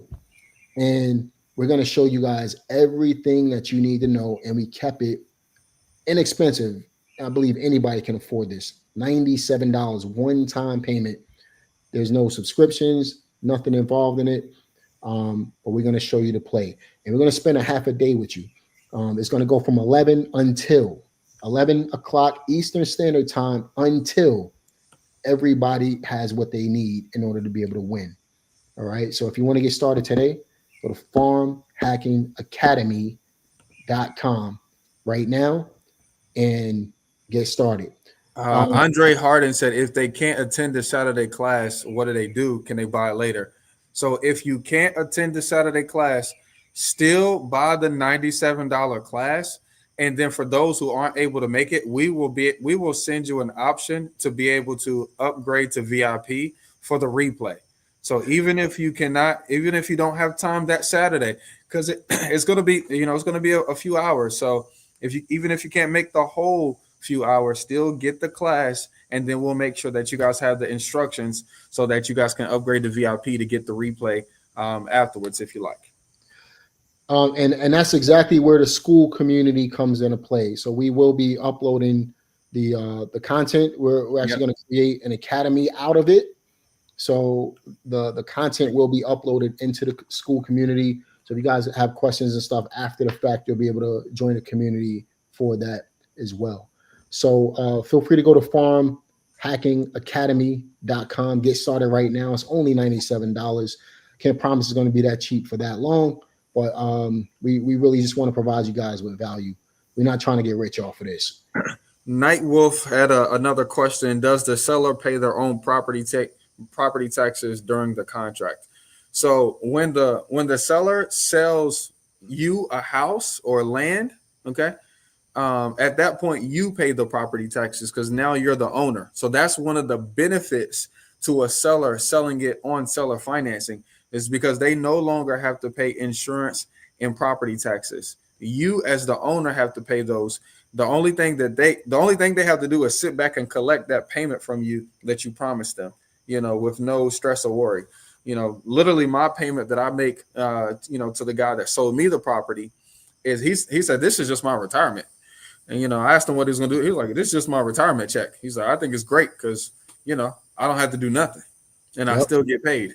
And he's happily accepting payments from you with tax benefits every single month. Absolutely. Shout out to that seller, man. Yeah. You got anything you want to add, man? No, man. I'm looking forward to seeing you guys on the Saturday class. I'm loving having these conversations that we've been having, and I love the engagement in the chat today. So yeah, it's been so much engagement in the chat. So if you guys still have a question, definitely jump on the class, and I look forward to making sure we connect with you guys and help you guys grow. Now, before we wrap up, there's a couple more questions that came in. It is, let's see what we got here, man. Let me just put this up there real quick because I thought this was fire. Right here. Shout out to Katrina Davis. Boom. Farm Hacking Academy, baby. Let's get it. Let's get it. I love that. So let's see what we got here. I currently own. This is a great question, man. It's from Nate. Nate and Sutton says, I currently own 25 acres of vacant rural land. What would you say would be the best use to create an income stream? I like that question, man. You Hey, got I'm any, Nate? I'm gonna take, bro. Listen, Nate. Look, I'm gonna take your photo, your profile photo, as a way to set up income, as a way to set up income. Okay, you see, you guys are on your land taking photos. Why would you not go on Facebook and find every photo photographer, videographer group and Mm, let them know you have land that people can shoot on video and taking pictures? That's a beautiful picture you have there, and you can't get that from a piece of plastic in the background. that's right. You only get that on some land, and and you own that land, so you may as well use that value that you're having right there. So I mean, we can go for days, but just I literally saw your profile. Awesome family right there. Not everybody has that opportunity to take photos like that, and I know friends who do the same thing, that they'll have people come out and just take farm pictures for Christmas. They literally set up some hay, they put out the mums, the mum flowers, set up a little arrangement, and they have people come out and take pictures in front of the hay, the mum flowers right there on the land, and Yeah, call it a photo day. So I love that, man. Idea, just creating ideas right out of thin air, man. yeah. That anything is possible. There's no limitations to this, man. And I love the fact of renting your land and take pictures on it. That's just, come on, man. How can you It's go wrong? easy. That's too easy. It's easy. That's too easy, man. What would you charge somebody like that? Like, what would you charge for something like that? So what Mr. Chris charged is he didn't work with the individual people. He worked with the photographers. So he Mhm. allowed them to book out 3 hours at a time, for $200. And then those photographers had their different people come in during their slot. Mhm. You see what I'm saying? So he didn't work with the people taking the pictures. He worked with the businesses, and then the businesses got their own people to show up, and they just took pictures for them. Got So, it. yeah. So you pick, you allot a certain amount of hours for each photographer company, and I'm pretty sure it was like $250, for 3 hours. Easy bag, man. So that let's say you book, you know, one of those a day for a week. You're talking about $1,200 a week. You do that for a month. You're talking about almost $5,000 a month just Yeah. to have one person come and take pictures at your property 5 days a week throughout the month. You're talking about 20. Well, how many days is that? 25, 26 days. Even if Bro, you only did 20 days at $250, you're still talking about a little over just $4,000. do it. Just and as far as I'm concerned, like, have two photographers set up two different sessions, on just a Saturday or just a Sunday, Yep. and really, really, those guys that I know that's doing that, they're doing it for the big times. Easter, they set up the Easter egg hunt, and while they have the Easter egg hunt, they have the photos, right? Or Christmas, they set up the big times, so that way is a easy bag. You got several photographers on your field at the same time. So if you got 25 acres, clearly you have several. You can have 10, 15, 20 photographers, and they not even see each other at the same time taking pics. So And don't let it be a film production company or something like that. facts. I mean, don't Rick let Ross is them be. Rick Ross is doing it. I always tell people, like, come on now. I That's a mean, if Rick farm. Rick Ross is Ross not has the a first one, farm. People don't bro, realize he got a farm. He got chickens. He got cows. I mean, he he's got he's over the 100 acres, but he has a bro. farm, and he's using that land to be able to get money. That's Absolutely, what you guys are looking to do. You know what I mean? absolutely. Next question, man. This is from Night Wolf. Says, does the seller pay for their own property? I think we answered that one Yeah, already. yeah, Um, let's see what else we got. Is this in person or online?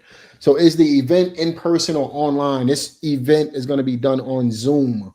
So it's going to be an academy that will be done on Zoom. Just to clarify that. Let's see. This is a good question. Curtis Williams, what are the terms for seller financing? Anything you can negotiate. right. For example, if what's today's interest rate? So Like a average for a residential homeowner is probably like 6.5. six I and a don't know. half, I don't really get traditional loans, but I would assume it's 6.5. 6.5, let's just say, right? Yeah. When you bought your house, what was the interest rate at that time? When I bought it, that was when it was high. It was like When I 7 bought mine, yeah, it 6. was like they were 8.5. 8.5 What's was your like the interest rate? average. Tell them what your interest rate My was. interest rate is 4.25. 4.25. You know Yeah. why he has 4.25? Because he asked for it. That's Absolutely. it. So seller financing is what you can negotiate. That's it. Don't be afraid to ask for the sun, moon, and stars. And all the seller can do is tell you no. You know what I mean? So if you seller financing or creative finance in general it goes as far as your mind can allow you to go, right? If you can ask for it, you can get it if the seller is willing to negotiate it. All right. Let's see what we got here, man. I like this question right here. Night Wolf again. So Juan, do you fence off certain areas of your property? The only fenced off area I have is for my pigs. That's the only area that I have that's fenced off is for the pigs. And the little baby turkeys, they're gonna go out there too, but they're too small to go out there right now. So That's right. yeah. Andrina says we need to be on a stage at EYL Invest Fest. Hey, let them Tell them. know. Drop them in the comments. Let them know. Let them Let know. them know. We pull up. And I think that's it, man. That's everything we got. Let's see. Am I missing anything? So, any last words for everybody? Yo, I just love all the engagement. I think it's great. I'm looking forward to see after the class who's gonna be that first person, to say I got one under contract, I can't wait. because that's always fun to see who that person actually is gonna be, and then to see the multiple people that'll come after that. I love seeing that.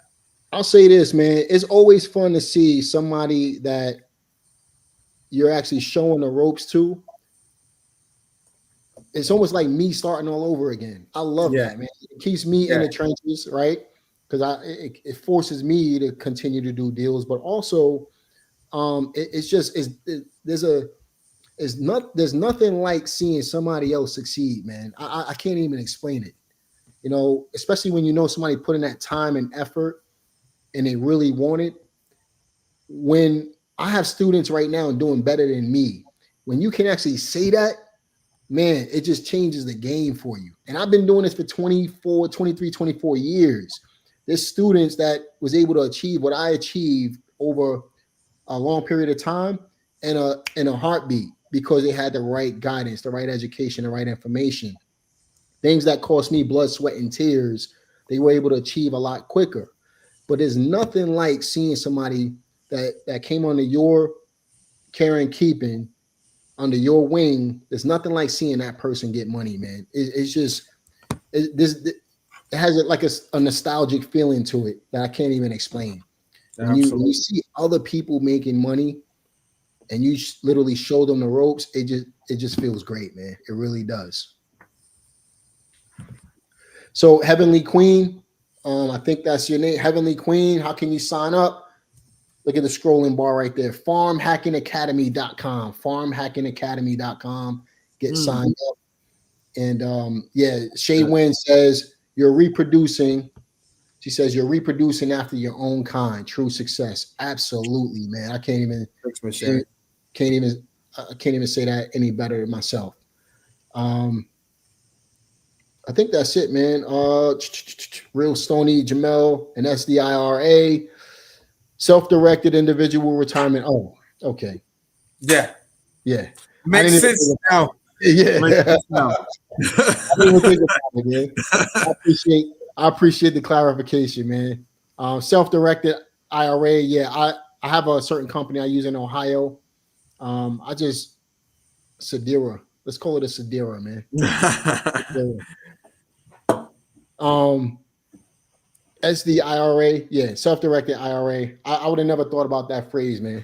But I appreciate you sharing that. I've only used self-directed IRAs for when I'm raising private money, and the person that's looking to lend money or invest, they have money stuck in a 401k. and then I partner with a self-directed IRA company to help them move those funds and avoid fees so they can invest in those deals. So yeah, that's the extent of that. Shout out to Rose Gold. We really appreciate the love and support from everybody. Man, Real Stony, you my guy. Bro, you've been here the whole time, bro. I'm loving it. And every time your picture pop up, I'm like, salute.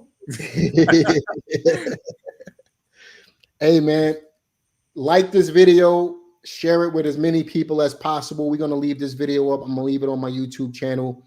Go to Sawand's YouTube channel as well.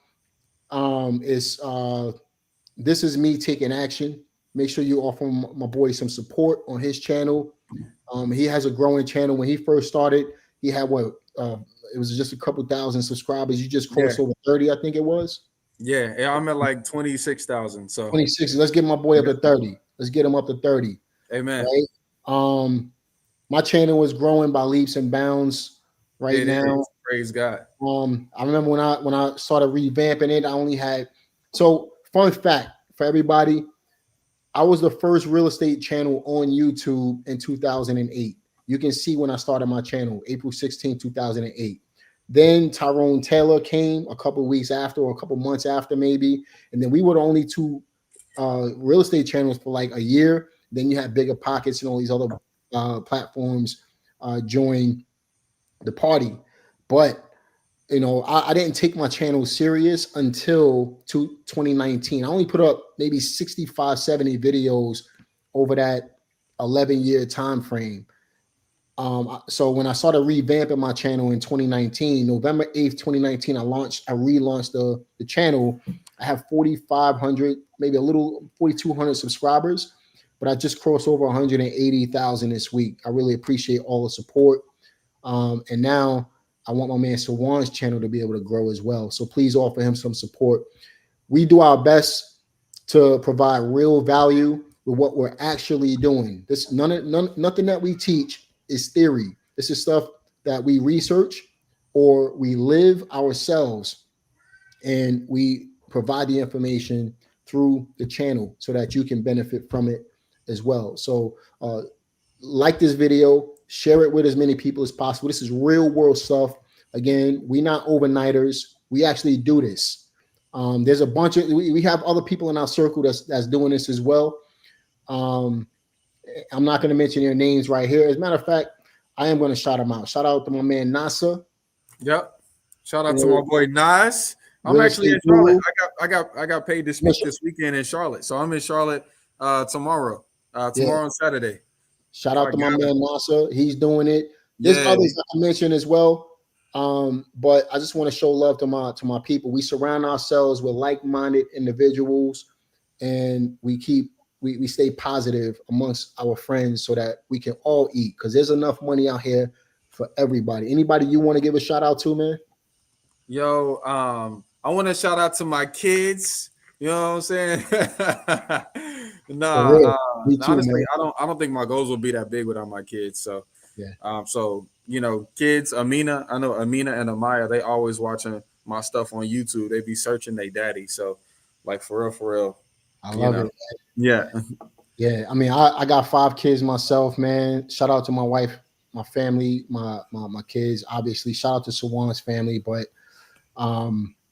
this is not an award ceremony, so this ain't the BET award. But the wives will treat it like one. Why didn't you say that you was married? Why didn't you say that you was? Hey, we shouting you out right now. Hey, so it's much respect. One final question here. This came from Natalie Pierre. She said, "What kind of insurance do you have in place when inviting the community to utilize your property during events?" All right.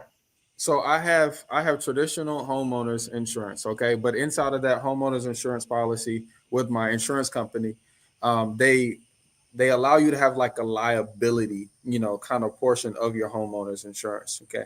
Now they ask you what you would like that to be. Now for me, I have it at a higher amount than most people, not just because of the events that we do, but just because of the property that we have.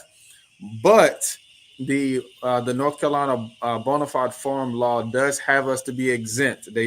There is a law that exempts us from being sued and being liable, but we still do have that, that big liability coverage inside of our homeowners insurance. Now, You know, what if the property? What if you didn't have a structure on your property?